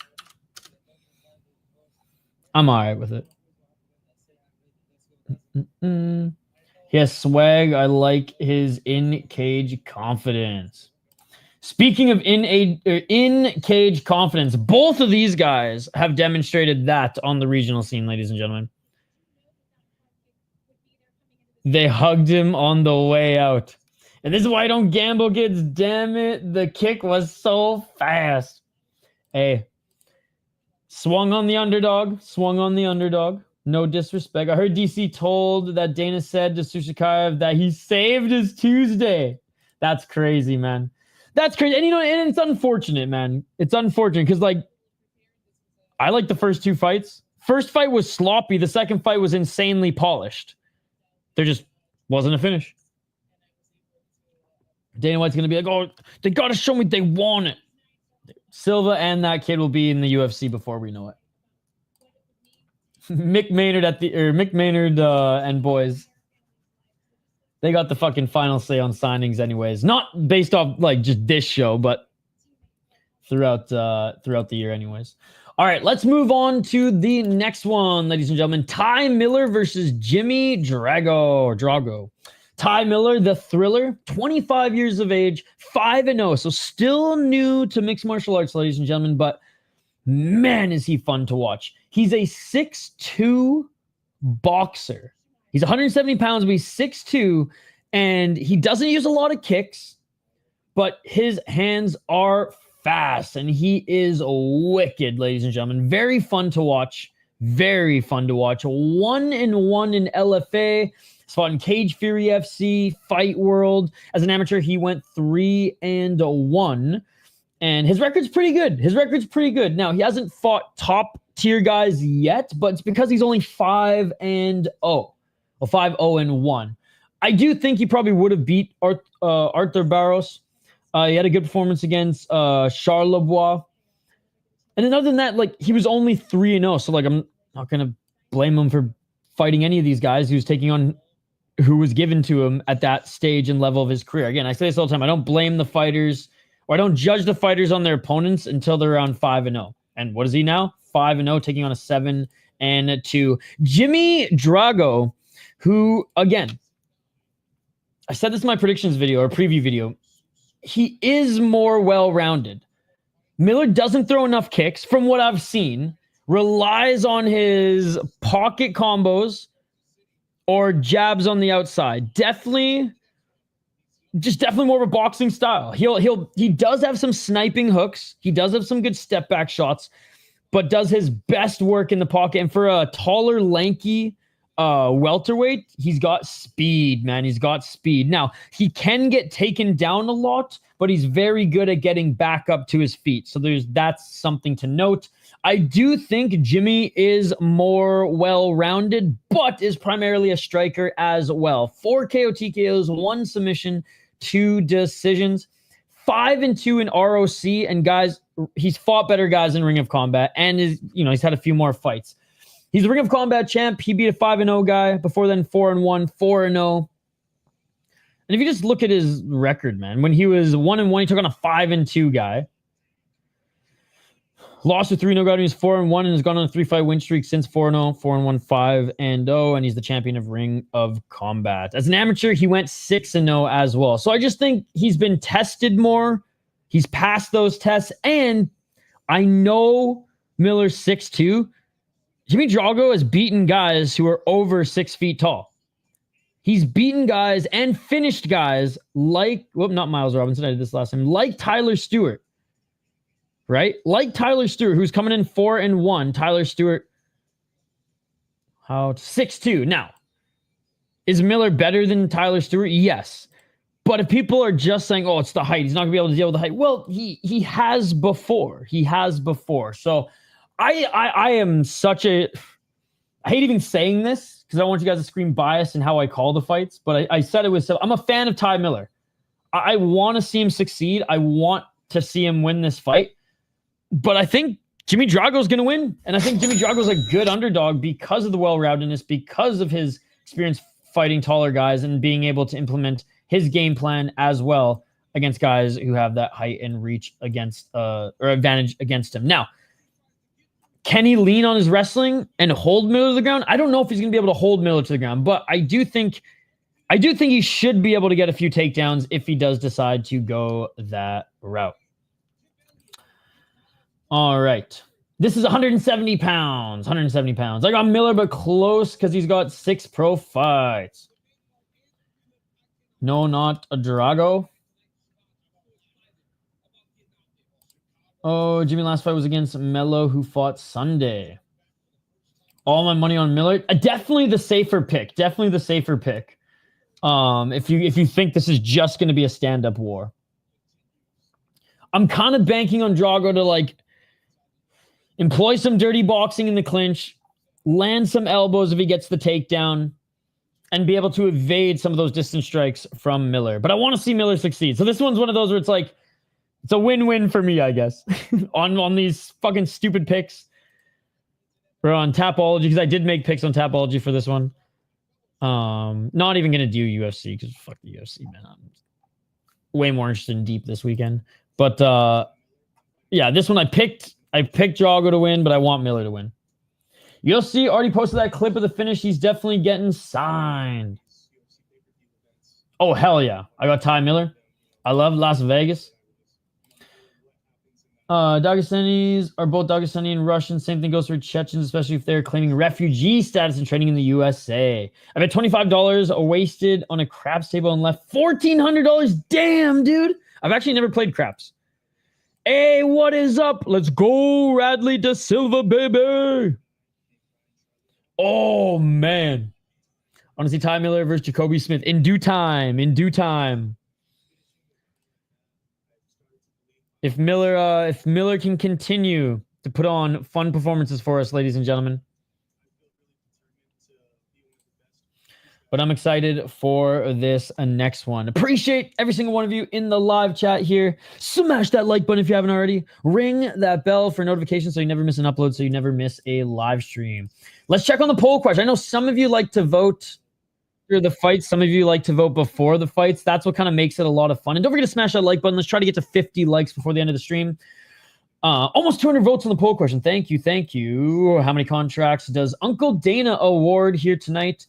1 to 2, 48%, 2 to 3, 32%, 3 to 4, 13%, and 4 to 5, 7%. Yeah, I ain't gonna be 4 to 5. I doubt it'll be 3 to 4. I picked 4 going into the card.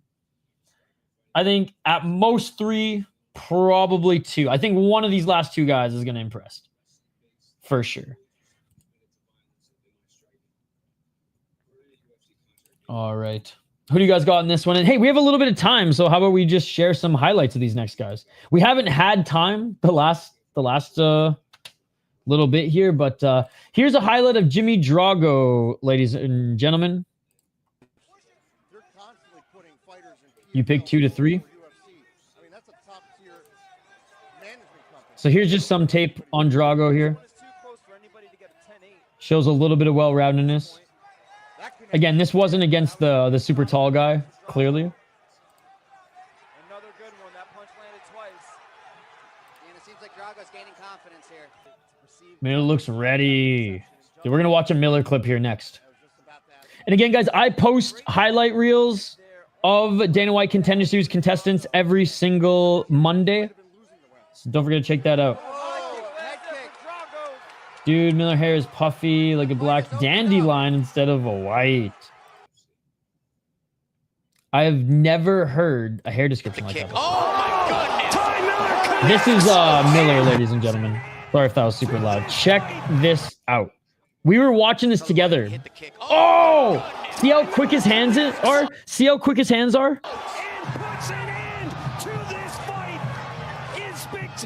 Drago by KO. Damn.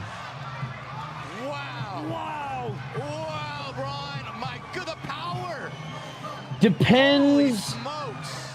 Make it 5 consecutive professional victories for Ty Miller. Highlights. Ty Oh, Miller let's ready go showing again the here. boxing. Oh, 3-2. That's Oh. what it was. Pumping that jab, pumping It's the so jab, good. through It's the- so good. Maybe I haven't made my schedule yet, but I do love jungle fights, Paolo. I do love jungle fights, and it's great to see you in the live chat as well. Drago's a cool name. Okay, Andrew, I'm gonna check that out. Again, guys, if you missed it, every Monday I'm gonna post a highlight reel of some of my favorite highlights from every single fighter featured that week. A lot of you said you really enjoyed that, so we're gonna keep it going. All right, what do you got for me here today? Wait, who is the... Oh, it's Crazy Kev! It's Crazy Kev, dude! Guys, Crazy Kev in the gym. Check it out. Look at him. Look at that little guy. Yo, Crazy Kev's a pretty good boxer, man.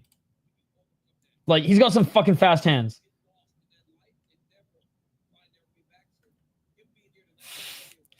Dude, this guy can fucking fight. I should be scared of Crazy Kev here. He blocked me on Twitter, that guy. I do think his fighter interviews are awesome, but like, holy fuck, man. He is too much on Twitter.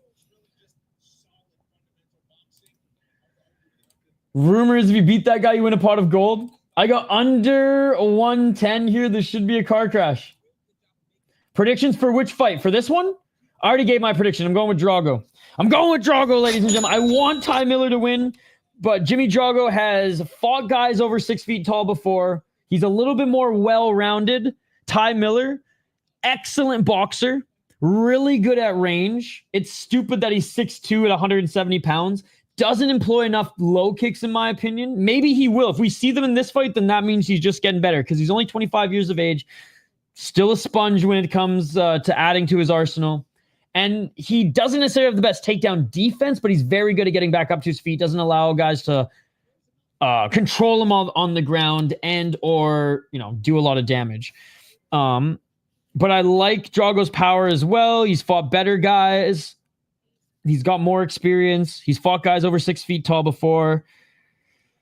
But the ranginess of Miller is dangerous, especially if Miller can set the pace and range early, it's going to be tough. But if Drago can land some shots in and out of the pocket, can get a takedown or two, Miller's going to have to he's going to have to fire on all cylinders.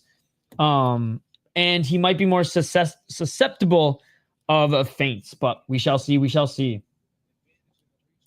Seriously though, how the fuck do you hit someone that small? I mean, like, I'm not a big human, and that would even be tough for me. Let's go, Miller.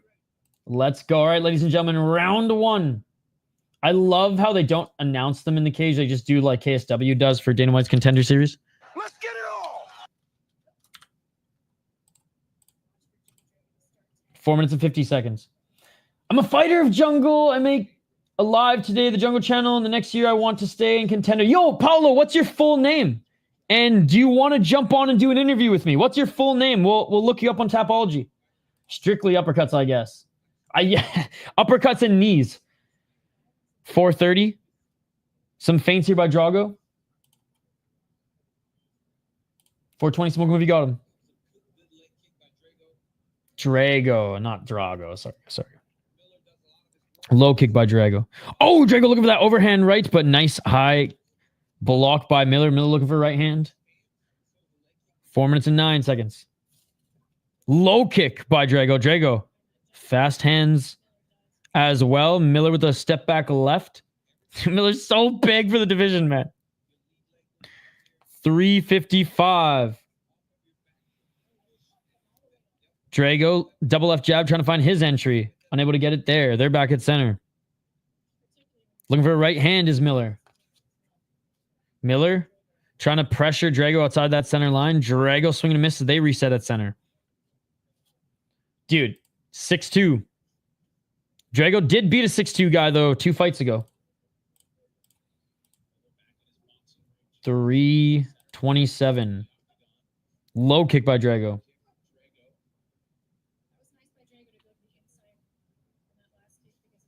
1-2 by Miller. See what I mean, though? Miller doesn't throw kicks. He's so long, but he doesn't throw kicks. He's just boxer. The heck, 6'2", right? He's a big boy. 306. Looking for that jab. Dude, imagine if Miller started throwing more kicks to that lead left leg. Nice knee in the clinch there by Miller. Drago looking to try to take him to the ground. Tall as fuck. Yep, Miller has a bigger frame than some 205ers. 250? Dude, like, if he wanted to, he probably could go full-on Sean Woodson, but, like, because there's a little meat on that bone, but, like, why would you? Why would you at this point? 235. Let's put on a little bit more muscle and stay in this division. Nice knee to the body. Drago escapes the clinch. Drago, sorry. Right hand, swing and a miss by Miller. Drago trying to set up that right hand. Each of them having a tough time hitting each other. Great defense. Dude, there's been some fucking high skill on this card here today. Oh, nice step back, left jab. Looking for the high. Okay, there's a high kick by Miller. That even threw me off. I'm sure that threw Drago off as well. 2 minutes. Did you catch the lack of blue gloves? I love it. I love it. They're going back to freaking like Road FC, right? They're going back to like Road to UFC. Tough. Old school, baby. I love it. Oh, a nice left by Miller. Step back left by Miller. Miller's starting to find the range.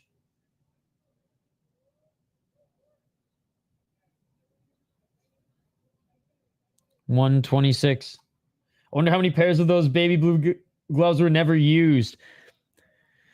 I wonder how many were sent to the UFC PI in Shanghai. Oh, big right hand by Miller. It tagged Drago, sorry. Paulo Caesar.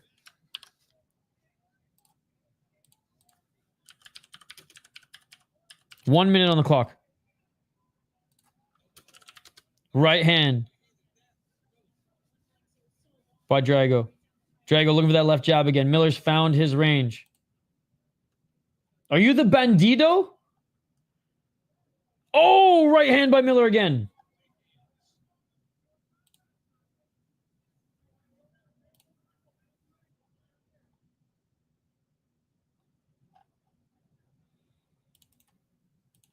Left jab by Miller. Yo, is this you, buddy? Junk Fight 136. 19 seconds. Left hand by Miller.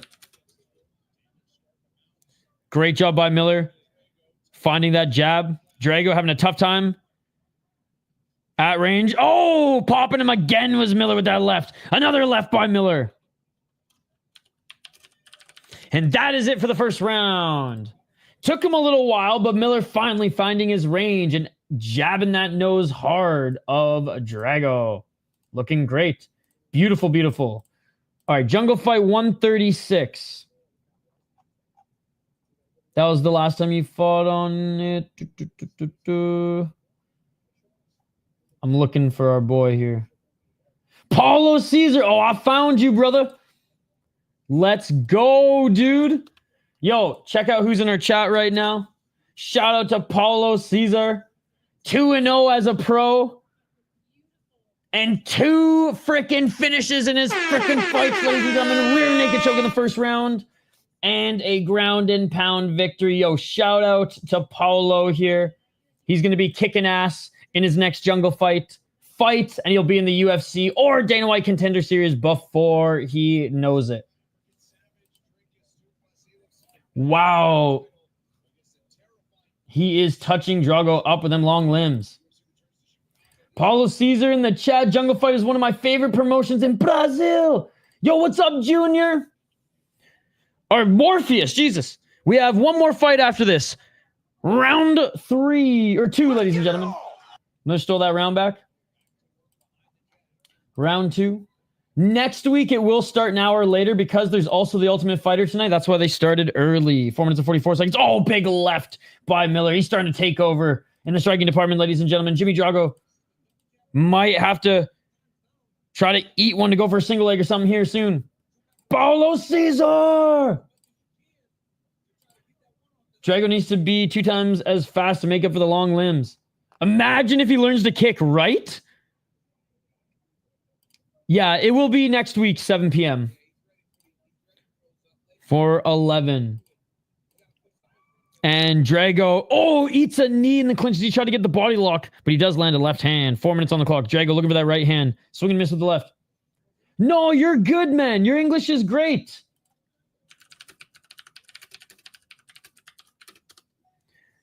Left by Miller. Knee in the tie clinch by Drago. Drago with the body lock looking for the takedown. Oh, Drago with a nice takedown.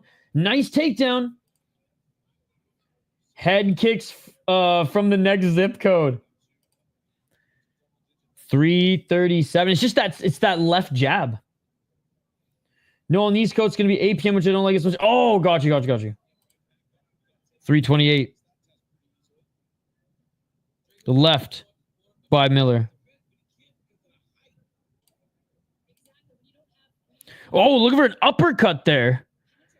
Was Drago. Left jab again by Miller. That left jab, man. Nice elbow to get the break. Oh, left to the body by Drago. Missing with the right hand, though.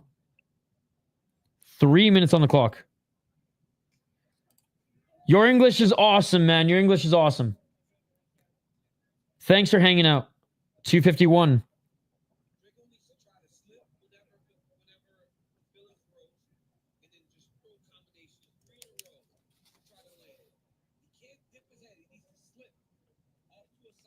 Drago just can't get into the pocket there. If Miller learns to kick, he could be the middle. Oh, he's welterweight. Middleweight Sammy Shelton throwing knees across the cage. He's fucking welterweight, though. Right hand by Miller.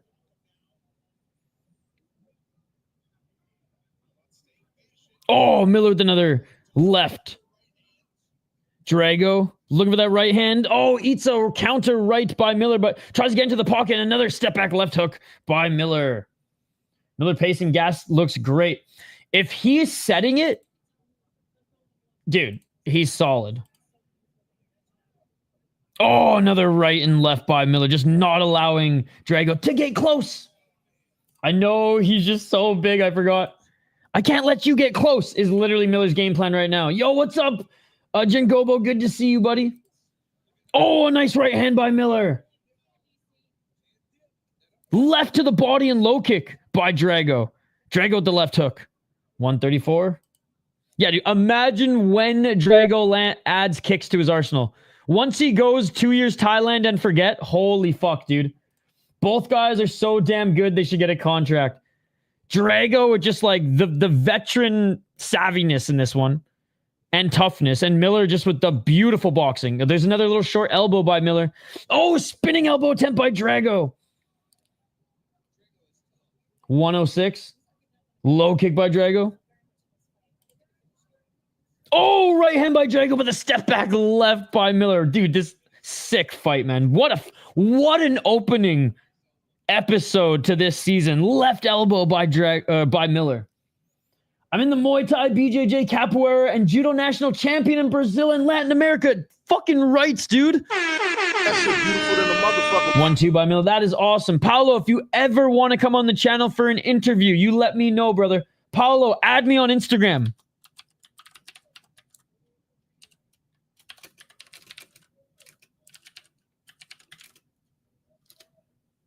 I heard that Paramount deal, which will be crazy. 20 seconds, or which is crazy news. Right hand by Miller. Drago still can't get in. Drago really has good technique, but Miller is just not letting him land. Send Ty to go train with Khalil and forget, right? Oh, man. Another step back right by Miller. I can't let you get close. Paulo sees a rising star, baby. 2-0 as a pro. Cannot wait for his next fight. And that is it for the second round. Miller up 2 rounds, but Jimmy Drago still in it. Still in it. What a fun fight. What a fun fight. Out of all the underdogs on the card, he was the one that I guess I was like more confident wouldn't get dominated. I didn't think he was going to get knocked out, even in a loss, which is kind of why I went with him. But they're still going. They're still going. But like I said, Miller, those elbows are nasty. That's new to his arsenal. I'm trying not to be biased, but I'm very excited. Even though I pick Drago to win, like I want Miller to win. I'll be honest. Watched all of his fights as a pro, and I just think there's a lot of potential there, right? But Jimmy Drago's fun to watch, man. He's making this a fun fight. Yeah, I think it is 2-0 Miller, Dorian. I think it is 2-0 Miller. Round 3, ladies and gentlemen. Round 3.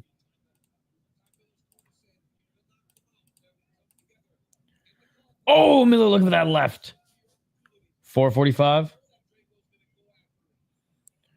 Drago with the low kick. 30 seconds in. Drago with the right hand. Drago looking for the right uppercut as he evades the clinch. She just little things like that Drago does that are just like veteran savvy moves. Okay, he's going to step back and land the left. No, I'll beat him there with the uppercut. Right hand by Drago with a step back left by Miller. 420. Smoking if you got him. Miller looking for the left hand. Oh, right to the body by Drago. Walking forward is Miller. 407. Left hand by Miller. Oh, a trip by Drago. Left jab by Miller. Oh, Drago Miller's now walking forward, not just relying on the counter shots.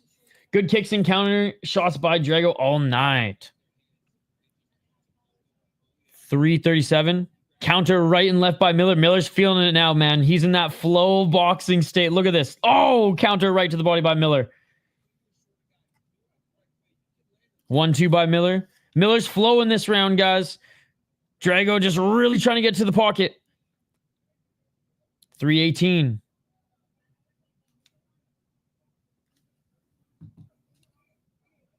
Miller taking away all the room for Drago.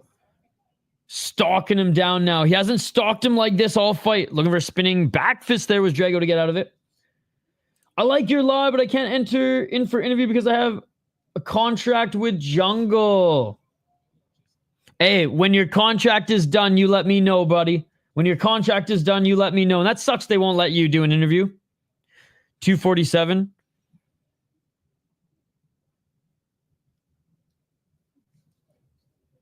Well, when you signed elsewhere, let me know.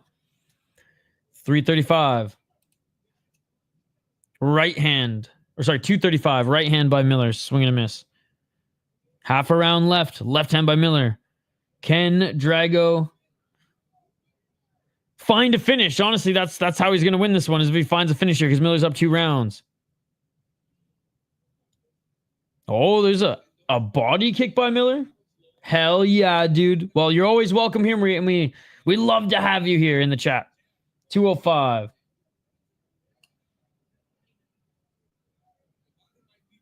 $159. I thought he was too. Was he just like maybe signed? I thought he was too. Can't wait for UFC 319. We're almost there. Paulo Caesar interview when he signs the UFC. Hell yeah. Exactly that. Oh, big right hand by Drago. There's that right hand he's been looking for. Left to the body by Drago. Drago tries the knee. Left hand by Miller. Oh, Drago. He cut Miller. Miller's cut next to his left eye, but Miller landing some shots on Drago. Drago, hands down, getting eaten with shots. Oh, big elbows in the clinch by Miller. Miller's a dog, ladies and gentlemen. Miller, dog on a bone here as he continues to throw. Bad body language by Drago. He's getting frustrated. Nice knee. 1 minute on the clock.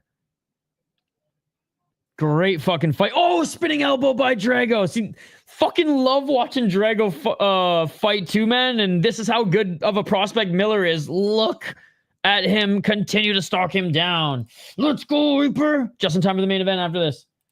What a fucking fight, ladies and gentlemen. What a card. What a card. He's losing his edge. That's kept him in this fight. He's frustrated, you can see. High kick attempt by Drago. Drago with the left. I'm literally... What the fuck do you think I'm doing, Tony? 25 seconds. What do you think I'm doing, Tony? Left hand by Miller. Tony, what do you think I'm doing, buddy? What do you think I'm doing? Left hand by Miller. Literally doing play-by-play here. I don't know what Tony wants from me, ladies and gentlemen. There's that left hook by Drago. Drago misses with the right.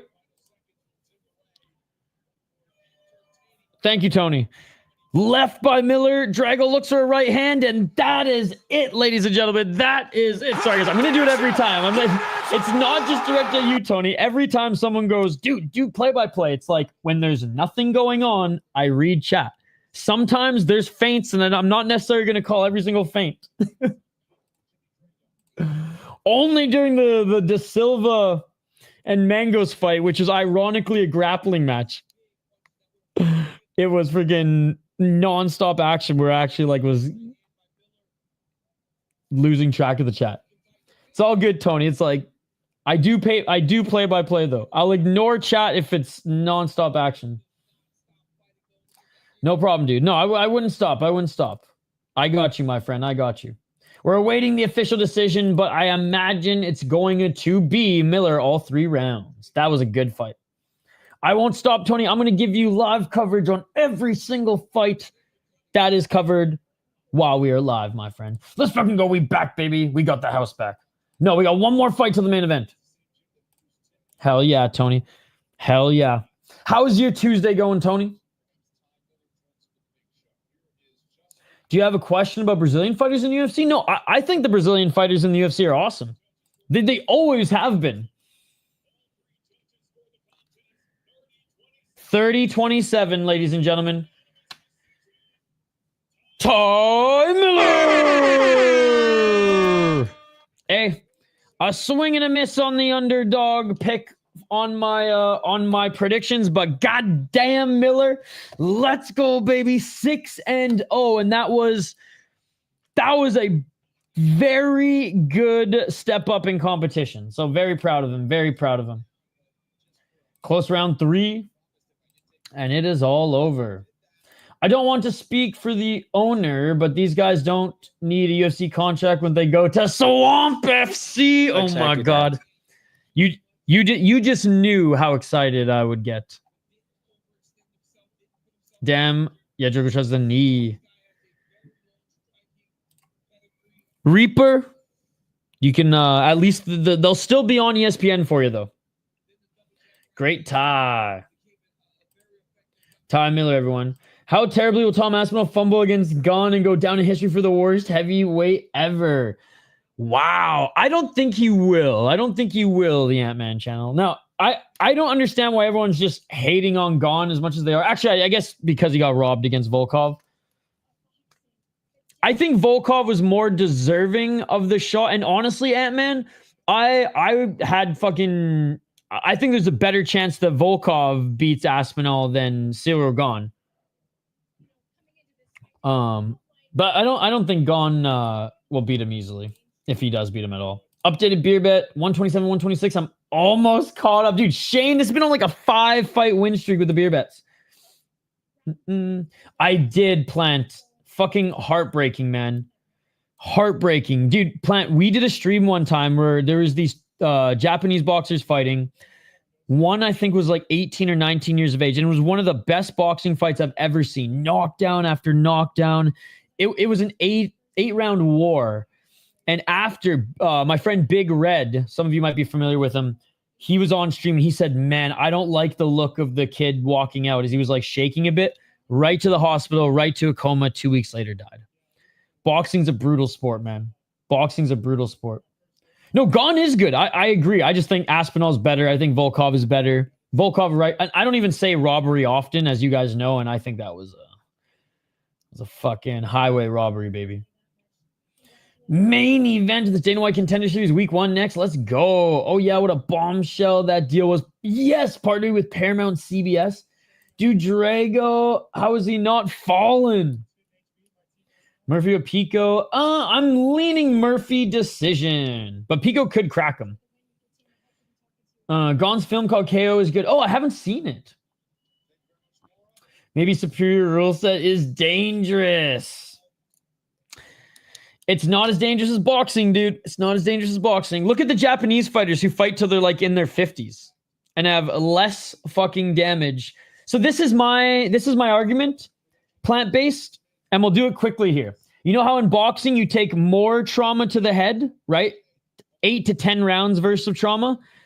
If we were allowed superior rule set, one knee, one kick ends the fight.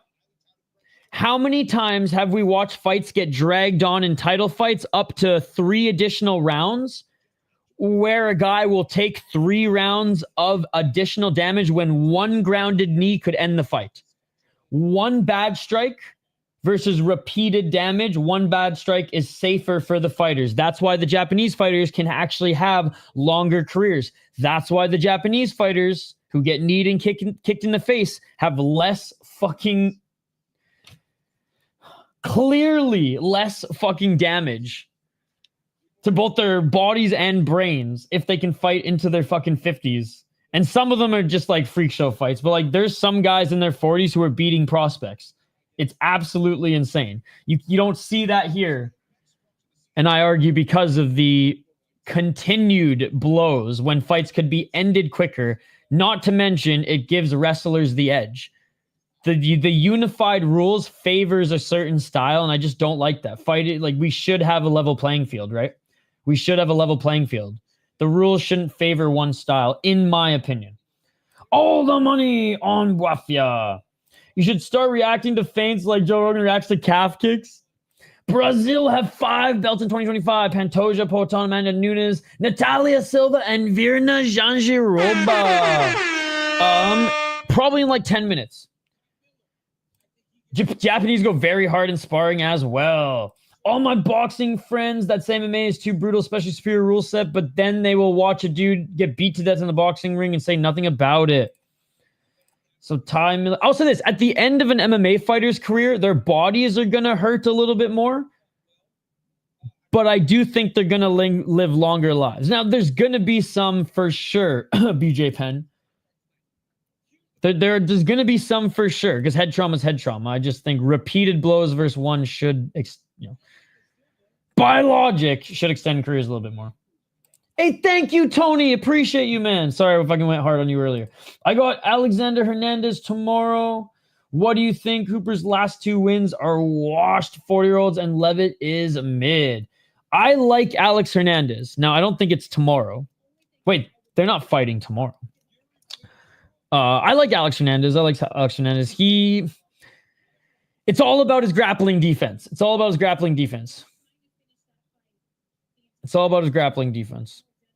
Because on the feet, his boxing is sound, and I think his boxing will be better than Hooper's. He doesn't have doesn't have menacing damage, but he's a slick boxer. Has good enough takedown defense, but. And I just don't think his offensive wrestling is gonna be a factor when Hooper will probably invite a back take, right? So actually, I don't mind that. Now, I do think Hooper's getting better. Don't get me wrong. I do think Hooper's going better. All good. One more, Ethan. Great to see you, Ethan, by the way. Who's better in MMA, Brazilians or Americans? Make this question for the live all chat. Well, Brazilians. But if Brazilians. I guess capoeira is pretty much useless in competitive fighting. How so?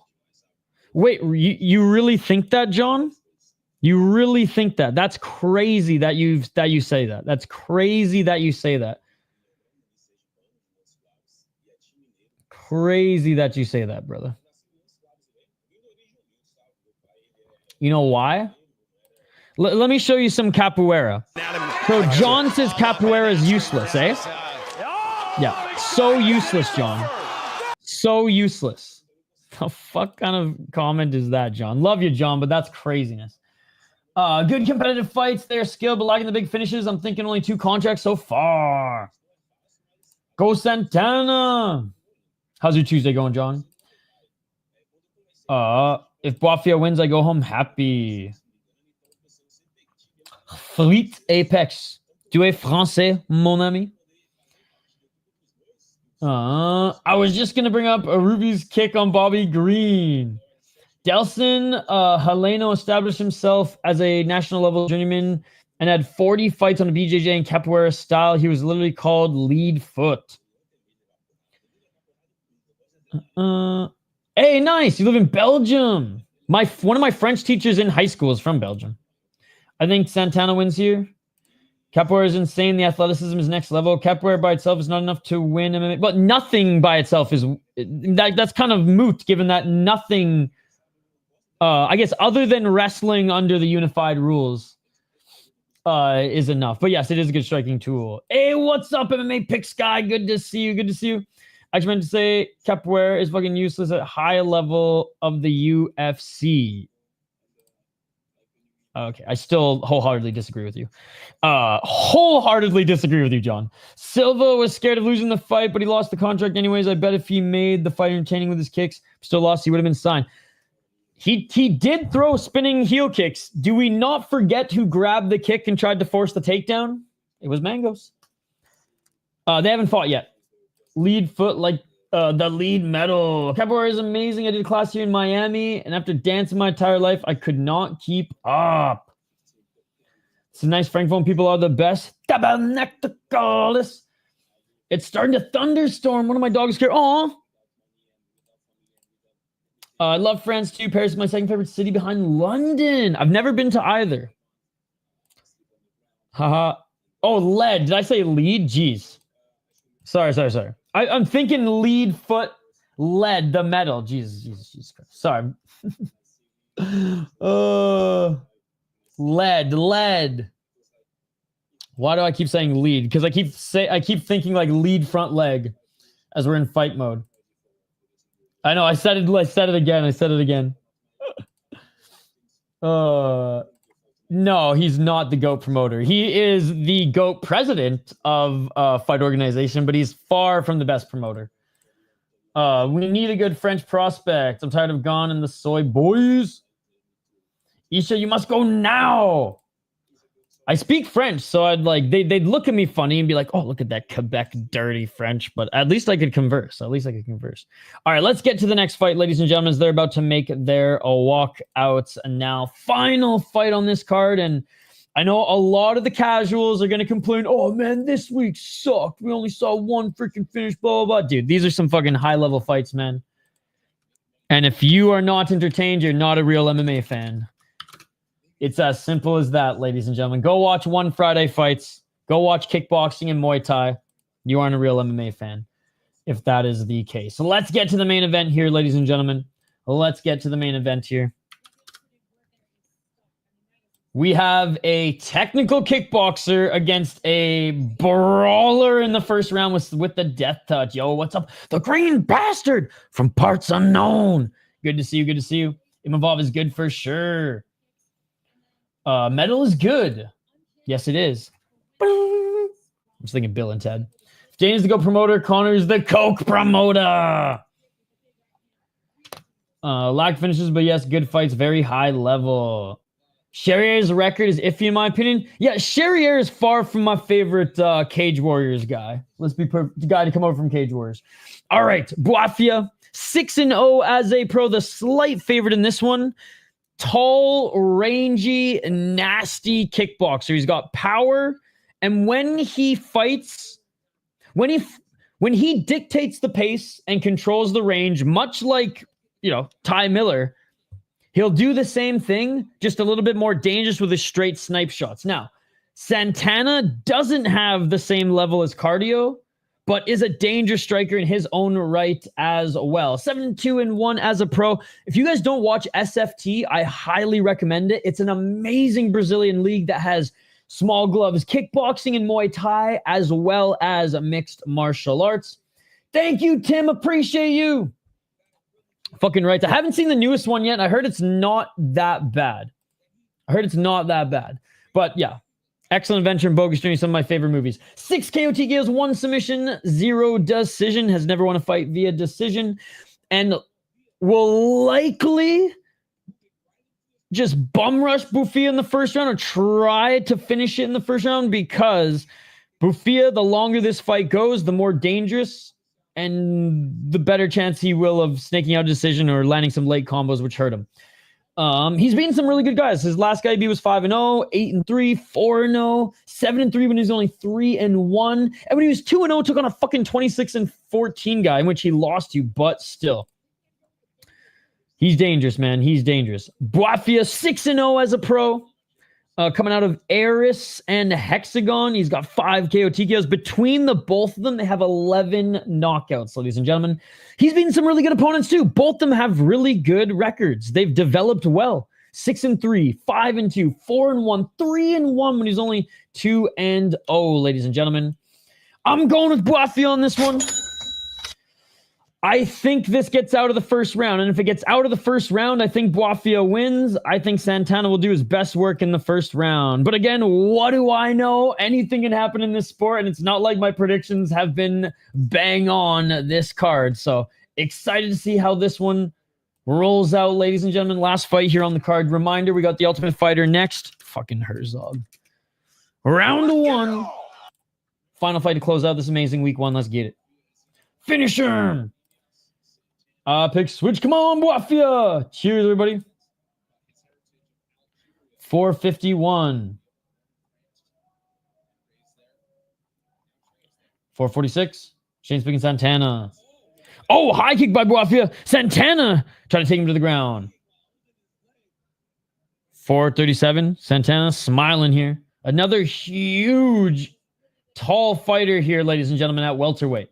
These guys are at middleweight, 185 pounds. And Bouafia, huge. Like, we said Ty Miller was big for welterweight. Bouafia is huge for middleweight. Another tall-ass dude, yep. Side kick by Santana. Santana with some feints here.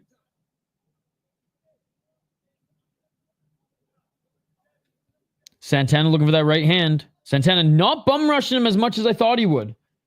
Being a little cautious here. 357. Isha winnable, able to keep streaming with AOL dial-up, get discontinued. How will you go on? Isha thinks I'm a Dana Glazer, but I'd still love to have a brew with my boy. Oh, dude, 100%. I love it. It's our shtick now. Going back and forth about Dana. Someday we'll have a beer together, my friend. A nice fucking Imperial Stout. 326.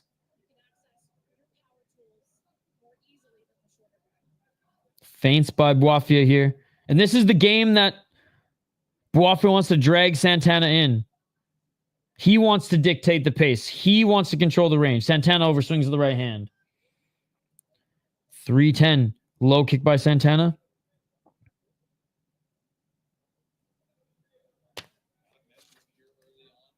Two minutes. Mostly feints, guys.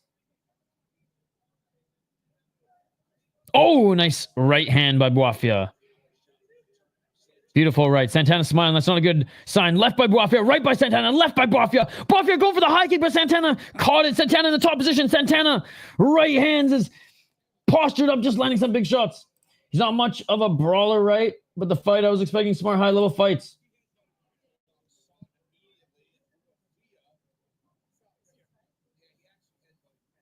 Oh, a headbutt. Santana with a freaking headbutt, dude. Oh! Right under the left eye. The French suck? How so? Cedric Doumbé is pretty badass. Does not always turn counter Bouafia and swing a headbutt. What is this, Lethway? DQ win? No. He's got to keep fighting. Capoeira, born in Brazil, but a mix of martial arts, African, like Lam, Senegal, Dambe, Nigerian, and Ngolo, Angolia. Santana with a headbutt. That looked intentional. What in the world? Mecca Valet Toodle? Yeah, what is this, bro? What is this, Burma?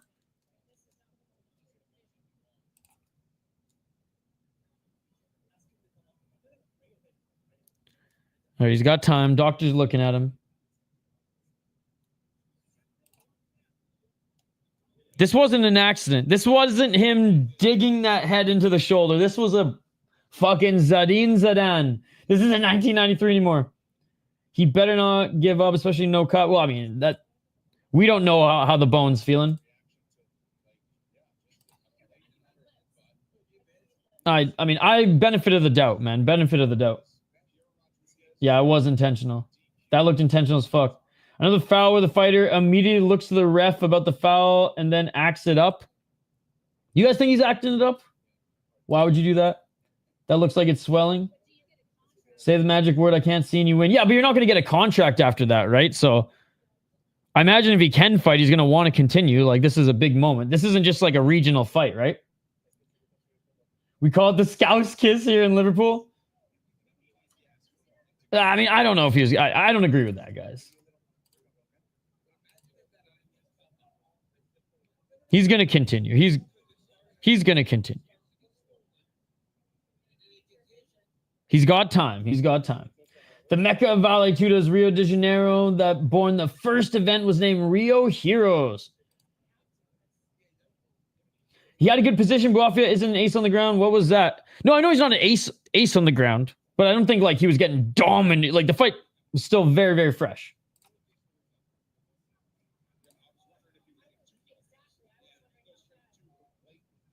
Doctor's still looking at him. All right, here we go. Let's go, baby. Let's go. We are back at it. Gotta go training now. See you later, buddy. Have a great training session. Dude, done and done. I would love... I'll try to... I'll look at the schedule next year and see if we find like a Washington, a Canucks, or like a Minnesota game where we can go to. I would love to go to a hockey game with you, brother. That would be fucking awesome. We'll make some content for our YouTube channels as well. All right, we're back at it, ladies and gentlemen. Spinning heel kick attempt by Santana. Yo, thank you, Paolo. Point deduction. Yeah, point deduction. That's like minus 2 points. Yes, the point was taken away. Oh, body kick by Bouafia, but Santana looking for the takedown again. Takedown by Santana, but Bouafia ends up in the top position. Bouafia, knees planted. 144. Honestly, Santana should just headbutt him right back. Santana should just headbutt him right back. I know he'd get a point taken away, but that would be fucking hilarious if he just did the same thing. Dana White would just rage quit at that point. 134. Working in the guard of Santana. Santana doing a good job trapping the arms of Bouafia, so he can't really do much. That was pure size, strength reversal there. 122. Keep an eye on the eye and the swelling, guys. Left elbows here by Bouafia. 113.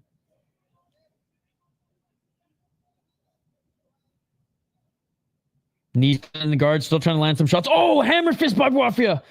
Santana eating some left elbows, left hammer fists. 58 seconds. Nah, sneak a wet Willian.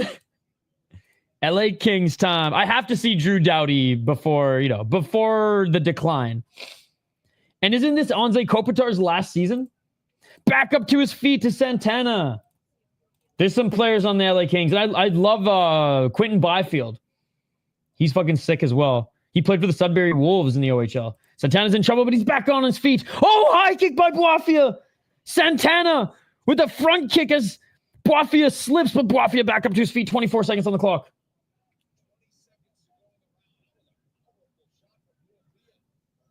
$15 seconds. Paulo, have you watched a lot of the old like Pride FC where the Gracies and all the Brazil and like Vanderlei and Nogueira ripped up in the old days? Dude, you don't have to cover all of that. You buy me a Kings ticket and a beer and I'm in, brother. And that is it, ladies and gentlemen. That is it for the first round. I'm gonna peep the schedule this week, Striking Ace. And then next stream, I'll let you know what games I'll circle. I feel the French fighters are low output. Well, I mean, this guy's more of a... This guy is. I wouldn't say all the French fighters, but he's a kickboxer. A lot of them are kickboxing background, though. But that's kind of his thing coming in, was distance striking. This fight is weird. I'm not kidding, dude. You're far too kind. Yes, a point did get deducted. But I'm serious. I'm going to peep the schedule and find a few games that I like, and we'll go from there. 10-9 Bouafia. I mean, 10-8, I think. 10-8 due to the point. The knee from the high kick hit Santana in the jaw. Yeah, 10-8 with the point deduction. What's up, Gabardo? Good to see you. Good to see you. Hell yeah. Fuck, dude. I'm pumped. I'm pumped you're a hockey fan, too. What's up, D's Treats? Started off slow. Those two first fights were brutal to watch. That you really think the first two fights are brutal to watch? That's crazy. That's crazy you think so. That's absolutely insane, brother. That's absolutely insane. Especially the second fight. Especially the second fight. That's absolutely insane. Wow. I'm very surprised you say that. Very surprised you say that. Everyone thinks that UFC is fucking one Friday fights these days, eh, guys? 4 minutes and 36 seconds on the clock. Muay Thai and kickboxing exists, folks. High grappling and great grappling exchanges are going to happen in mixed martial arts. I love these treats, but that's absolutely insane. 4 minutes and 24 seconds. Having said all that, hope you're having a good night, brother. Oh, looking for that right hand with Santana.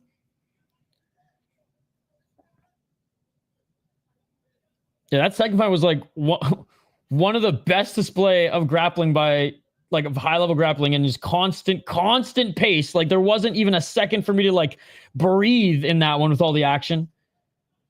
May not have been standing action, but with all the action, and they're both prospects. It was that high level, and they're both prospects. That's what just blew my mind in that one. 4 minutes and 48 seconds. Back at center. Low kick by Bouafia. 3:30. I'll say the first fight was sloppy, but I think was fun. The second fight was the complete opposite. It was the furthest thing from sloppy. Left hand by Bouafia. Santana hesitated there and missed a chance. Oh, wow, Paulo. Oh, right hand by Santana. Santana swinging a miss, and he's starting to breathe a little heavier. Again, Bouafia, he'll out-cardio Santana all day, every day.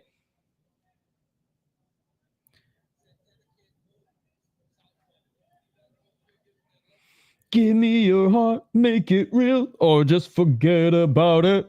2 minutes and 56 seconds on the clock. Imagine the only places in Canada that are martial arts studio or karate. Don't know why. No, they're... Dude, one of the best jiu-jitsu schools on the West Coast is Island Top Team. They clean up IBJJF, and it's out of a small town in Nanaimo.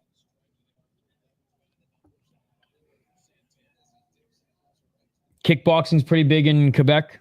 Boxing is huge on the East Coast. And MMA is massive in Vancouver and Ontario. 225. Yeah. Like, what else is there to do but fight and play hockey? Like, literally, like, combat sports and hockey are the two biggest things that come out of Canada. Lacrosse too, but, like, I'm the only one in this chat who cares about the NLL. 1-2, swing and a miss by Santana. Bouafia, this is his fight, man. This is what we said. Bouafia, he wants to control the pace. He wants to control the range, and he's not allowing Santana to hit him. Santana missing with the high kick. Like, seriously, Canada, you drink, you smoke, you fight, you play hockey there, eh, bud? One of those or all of those? Toronto Rock fan here. Let's go, green bastard. I'm a WLA Victoria Shamrocks, baby. Season ticket holder. Basically, every year I lived in Victoria. As far as the NLL, Vancouver Warriors is my team. 1 minute 19 seconds. Right hand to the body by Bouafia. Just not allowing Santana to hit him.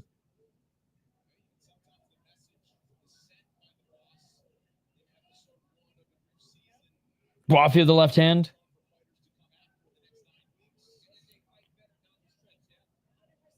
Final minute in this second round. I would say, as far as all the fights on this card goes, this is the most boring one so far. 43 seconds. Because Bouafia, he wants the jab and counter game. And Santana's not brawling, which I thought he would.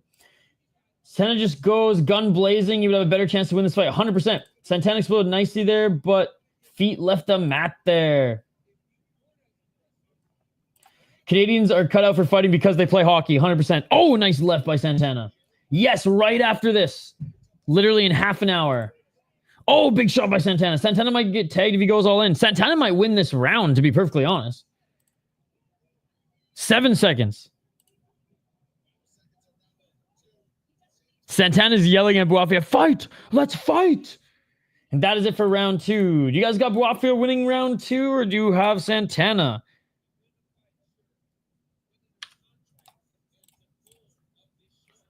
Bro is hunting. He's already getting tagged. 34 significant strikes for Bouafia, 22 for Santana. Santana 19-9.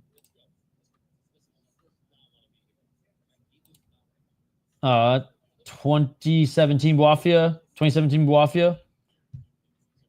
People forget, man, Santana was a marauder? He doesn't really have that marauder style. Where's going on? BJJ make part of the circular Portuguese, have martial arts in the biggest island of Amazon River in Parata State. The name is Luta Marajora. Santana round, Santana now. Leo won that. Beer chug time. Bro should have got a yellow card for timidity in 1. Yo, can we get some yellow cards in the live chat, ladies and gentlemen? Weird fight. I'm confused with Bouafia. Maybe 1918. Or I mean the Joe Rogan parody. I am unfamiliar. How's it going, BTR? How's your Tuesday night going, brother? All right, round 3, ladies and gentlemen. Let's get it on. Round 3. Freaking headbutt.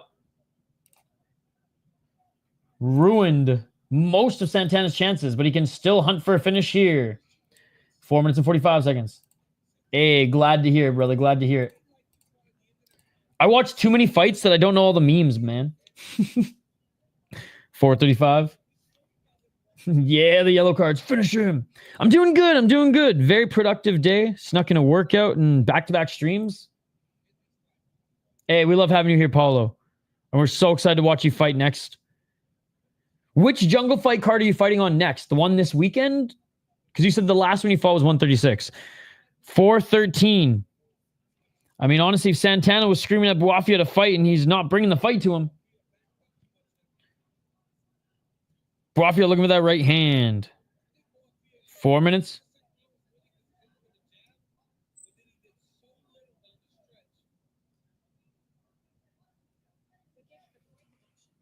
Low kick by Santana.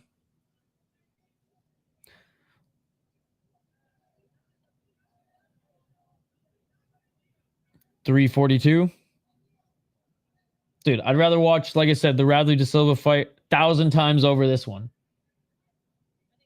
333. All Bouafia is doing is throwing that jab. Not even really throwing many kicks anymore here. And Santana's talking to him, but Santana's not doing much either. Santana kick to the body.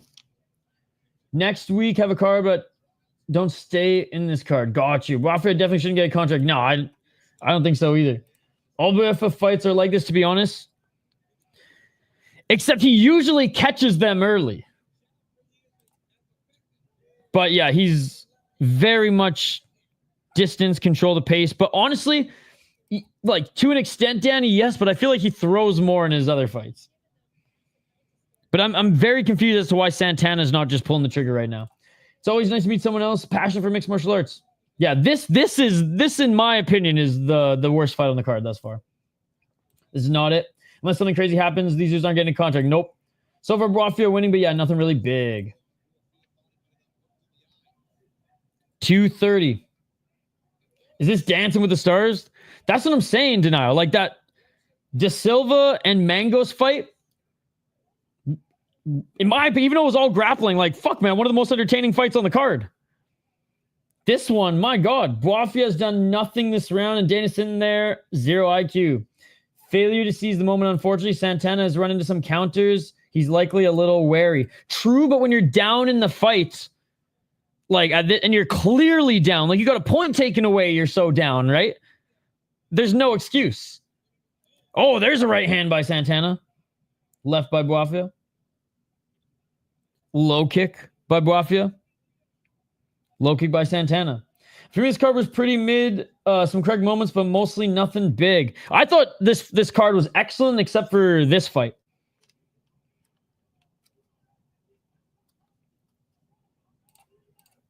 I liked all the fights except for this one.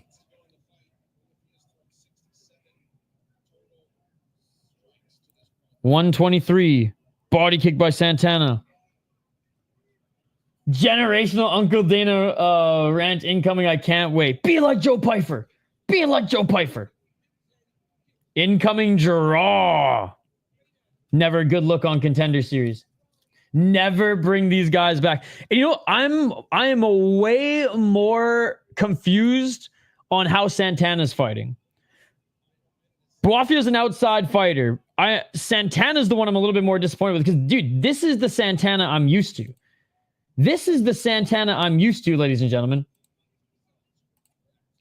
Let me show you. Final 42 seconds. But this is the Santana that I'm used to. Santana getting a takedown. You know, Santana just going after guys like that, right? Head kick attempt before he set this up, but he got the takedown, caught the leg. 21 seconds. Miller versus Drago was great.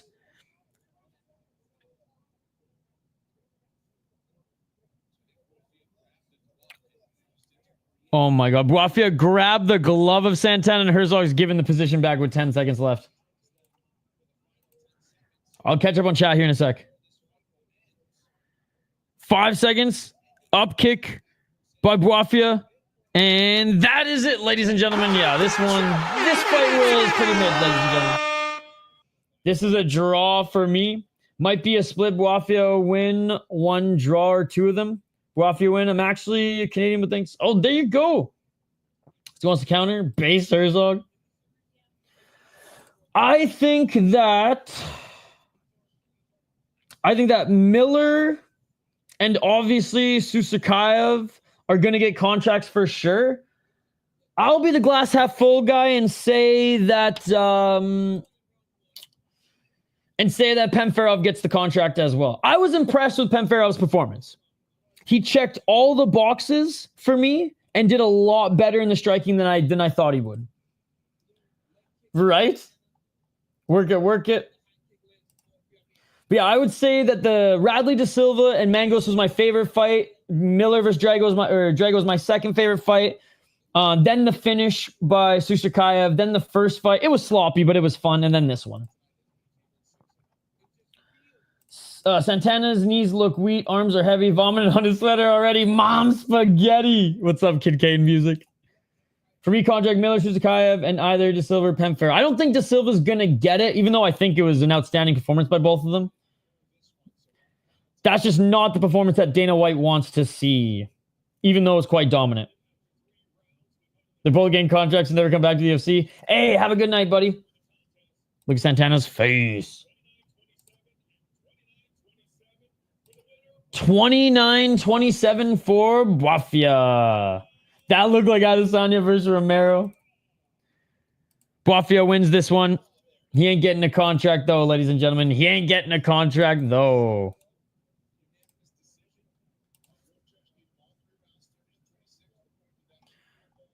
All right. Dana White finishing up his notes. And then we will have his decision. I felt like crying ever seeing that last fight. Yeah, that wasn't a great one, big balls. To me, it looks sloppy. We'll get exposed in UFC, in my opinion. Sure, but like that's not how Dana White judges the fights. Or makes his decision. He makes a decision based on the performance. He had that was the best performance that fuck, you misspelled his name, so now my fucking brain went to a pretzel. Panferov. That was the best performance Panferov has ever had in the cage. So it's like the guy did his best, fought to his ceiling. Why'd you even bring him here if you weren't going to give him a contract, right? Like the only thing he didn't do was knock out his opponent. And it's like his opponent's tough as nails because he landed some clean shots. So look, I'm not going to be upset if he doesn't get a contract. I just feel like, what the fuck else does he have to do to get one at this point, right? Because that was like a near flawless performance from him. Because he's not the greatest guy, right? Like, I didn't pick him to win. Nice. I've actually never traveled to Manitoba. That's the one province I have never been to. Dana's mad as fuck. Weak fucking night for contracts. But again, I thought 4 out of the 5 fights were great. How did they not give all 3 rounds to Bouafia is the real question, especially since he got a point taken away. How are you confused?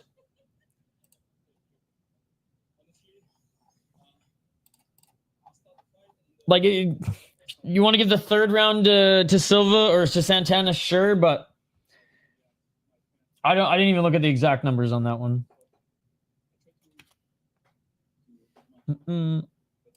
Yeah. Maybe after his eye was fucked up, he just kind of couldn't see. I don't know. Other fights are really good. That's not 30-26. Who are these judges? Yo, what's up, Do4 Gaming? Again, a point was taken away, guys. A point was taken away. Panferov looked great. A smidge sloppy, but do destroy expectations for him. Yeah, scoring was weird. Fight was... Yeah, the fight was weird. 2 contracts only. Miller, Susurkaev. Never 30-26, 29, or 28-28. Again, what did Santana do in that fight other than headbutt? You know what I mean? Look, I'm not saying that Bouafia is going to get an invite back or had a good performance, but like Santana was just as timid. Bouafia won, but it was a lackluster performance. Both of them shot themselves in the foot in that one. French are so soft. I disagree. Cedric Doumbé, ladies and gentlemen, needs more draws in the sport. I don't hate that. There's a lot of draws in Japan and Korea because they judge the fight as a whole. What did Bouafia do? Landed more jabs.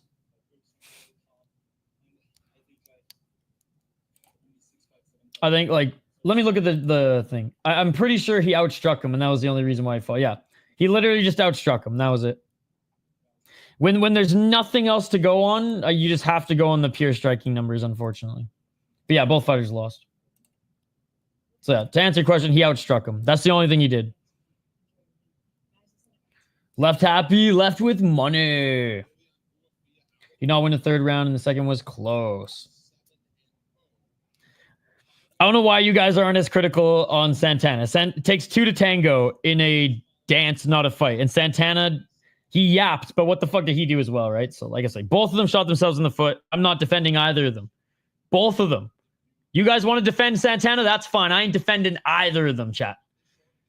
Hell yeah. Will you be there? Yeah. Hope Dana White becomes Dana Red in about 5 minutes. My sensei talked with me of your channel, the best Brazilian karate fighter ever, and the name is Andrea. That was a student of Andy Hug, the K1 Japanese event. That's super cool. People would have been mad if he didn't get a point deduction, and he got the win. Fucking rights. Well, let's get some beers. I haven't been drinking much this summer. Yeah, I know. I've been like actually just taking advantage of the nice weather and being too healthy, but I'm definitely gonna have a fucking few pops there, buddy. And it's in just a few weeks. I'm very excited. So yeah, hit me up on Twitter. I'm sure you already have at VI Sports. Like, all right, we're listening in for the decisions, guys.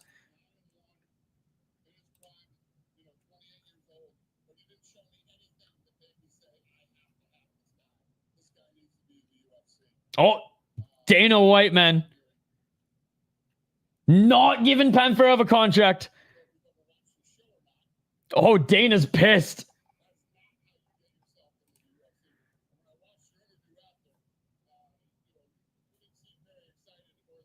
And Radley de Silva, he's grilling him as well.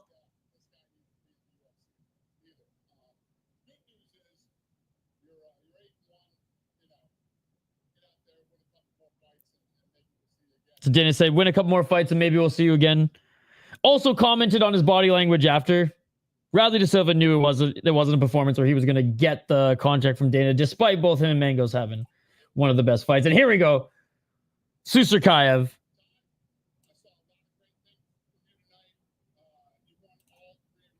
Telling you one contract. You don't think Miller gets it? Yeah, I think.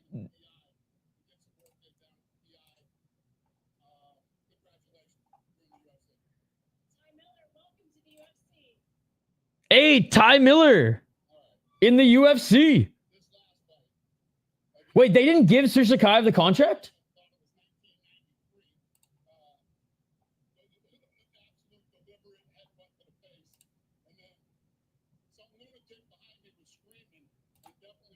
No way.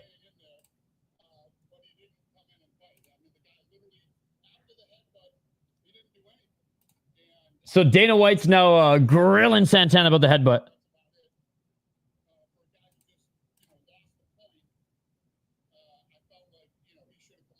He's going to hype the Russian at the end? Oh, okay, okay.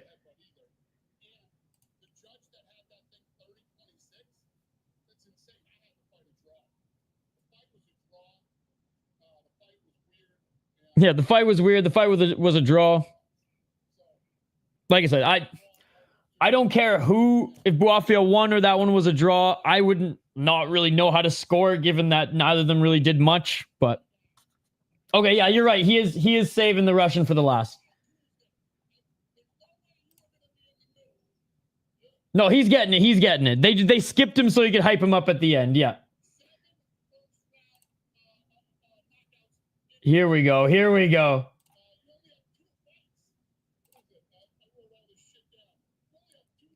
Yeah, there we go. There, two contracts. Hey, not surprised. I think we all kind of said either 2 or 3. Panferov, who knew?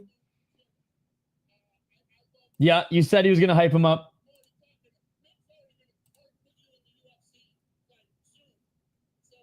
Mick Maynard wants to give him a fight soon. He said Panferov doesn't necessarily deserve a contract, but Dana should have at least given him his dues. True.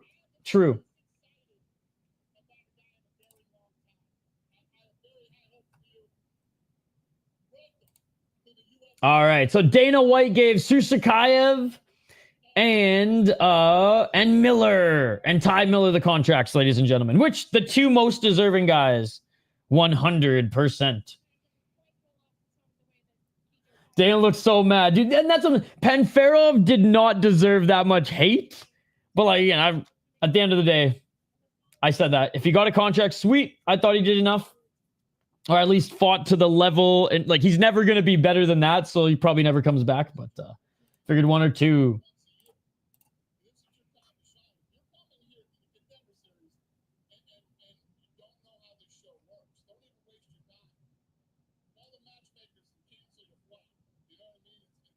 Yeah, no, and there's definitely a way to get your contract through this show. You can't necessarily just come in and extend your win streak. You gotta be exciting. Having said that, there were 4 fights that were very, very good on this card. 2 were entertaining. 2 were entertaining in the way that Dana White wants for this show, and that's fair. That's what this show is. One night impressive performance to get into the UFC.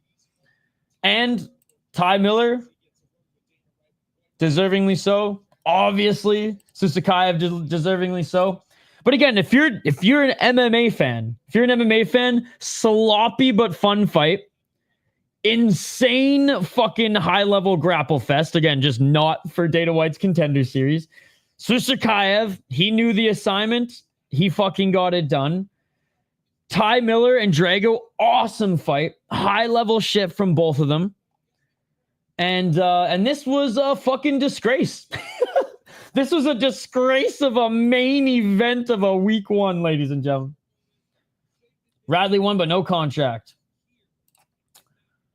Why on crutches? Something to do with this. He did eat some leg kicks. He won, but no contract. Yeah, I thought so too. I concur with Dana.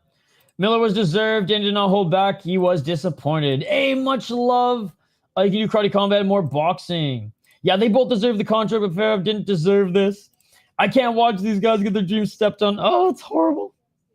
Next year, we'll stay in the UFC. We'll talk about your channel and Octagon interviews. And oh, dude, that would be awesome. Hey, if you ever make the UFC or You ever make an organization? I will 100% sponsor you and throw this logo on your shorts. Whoever booked that main event, fire them. Have a good night, everybody. Have a good night. Okay, we aren't done streaming, by the way, guys. We have another stream that's starting in 15 minutes. So join us for that. That is right. We have the Ultimate Fighter last episode of the season. Last episode of the season. And I already have the stream up here, ladies and gentlemen. So if you haven't already, go like that. Go hang out there because in 15 minutes, we will be live for the last episode of the Ultimate Fighter before the show finale, ladies and gentlemen. There it is. There it is.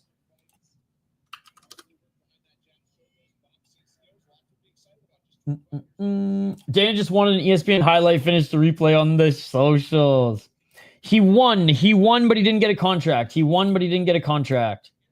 See, Alfred Tough. Oh, the Ultimate Fighter. We got Tough now, baby. Let's go. Let's go. Oh, by the way, I was thinking we need some new stickers and emojis. Is that possible? Yes, I will get on that. I'm going to write that right now. Next stream, we'll have some new emojis. I have some ideas as well. All right. Join us, ladies and gentlemen, in 15 minutes for the Ultimate Fighter. Thank you all for hanging out with us here. Not the fireworks that I think we expected on week 1, but I don't know. Call me the glass half full guy. Call me the MMA fan. I thought this was an awesome week 1. Only one fight sucked. The rest were great. I was entertained. Go watch Friday fights if you weren't. And we'll see you in 15 minutes for the Ultimate Fighter finale. Out of 11 episodes, there's only been 2 bad fights. Out of 11 episodes, there's only been 2 bad fights on the Ultimate Fighter. Let's hope that we can end off the season with Jubilee, Mike Blockus, Hank the Tank. It's going to be beautiful. I will be champion. Oh my God, dude. Paolo. Shout out to Paulo in the live chat, man. Haven't watched a single episode. The fights have been awesome. There was only one good episode, and that was when Chael Sonnen gave the fighter who his fighter couldn't make weight to fight against $7,000 to fight him at a catch weight. That episode was awesome. All right, guys, I gotta run. I had to refill my water bottle, and apparently my browser needs to update, so gonna do a quick update here. Back on the other side. Do not go anywhere. Episode 12 of the Ultimate Fighter next, ladies and gentlemen, and we'll be back next Tuesday for more Dana White's Contender series. Thank you so much for hanging out. Smash that like button and subscribe, and we'll see you in a few minutes. Peace.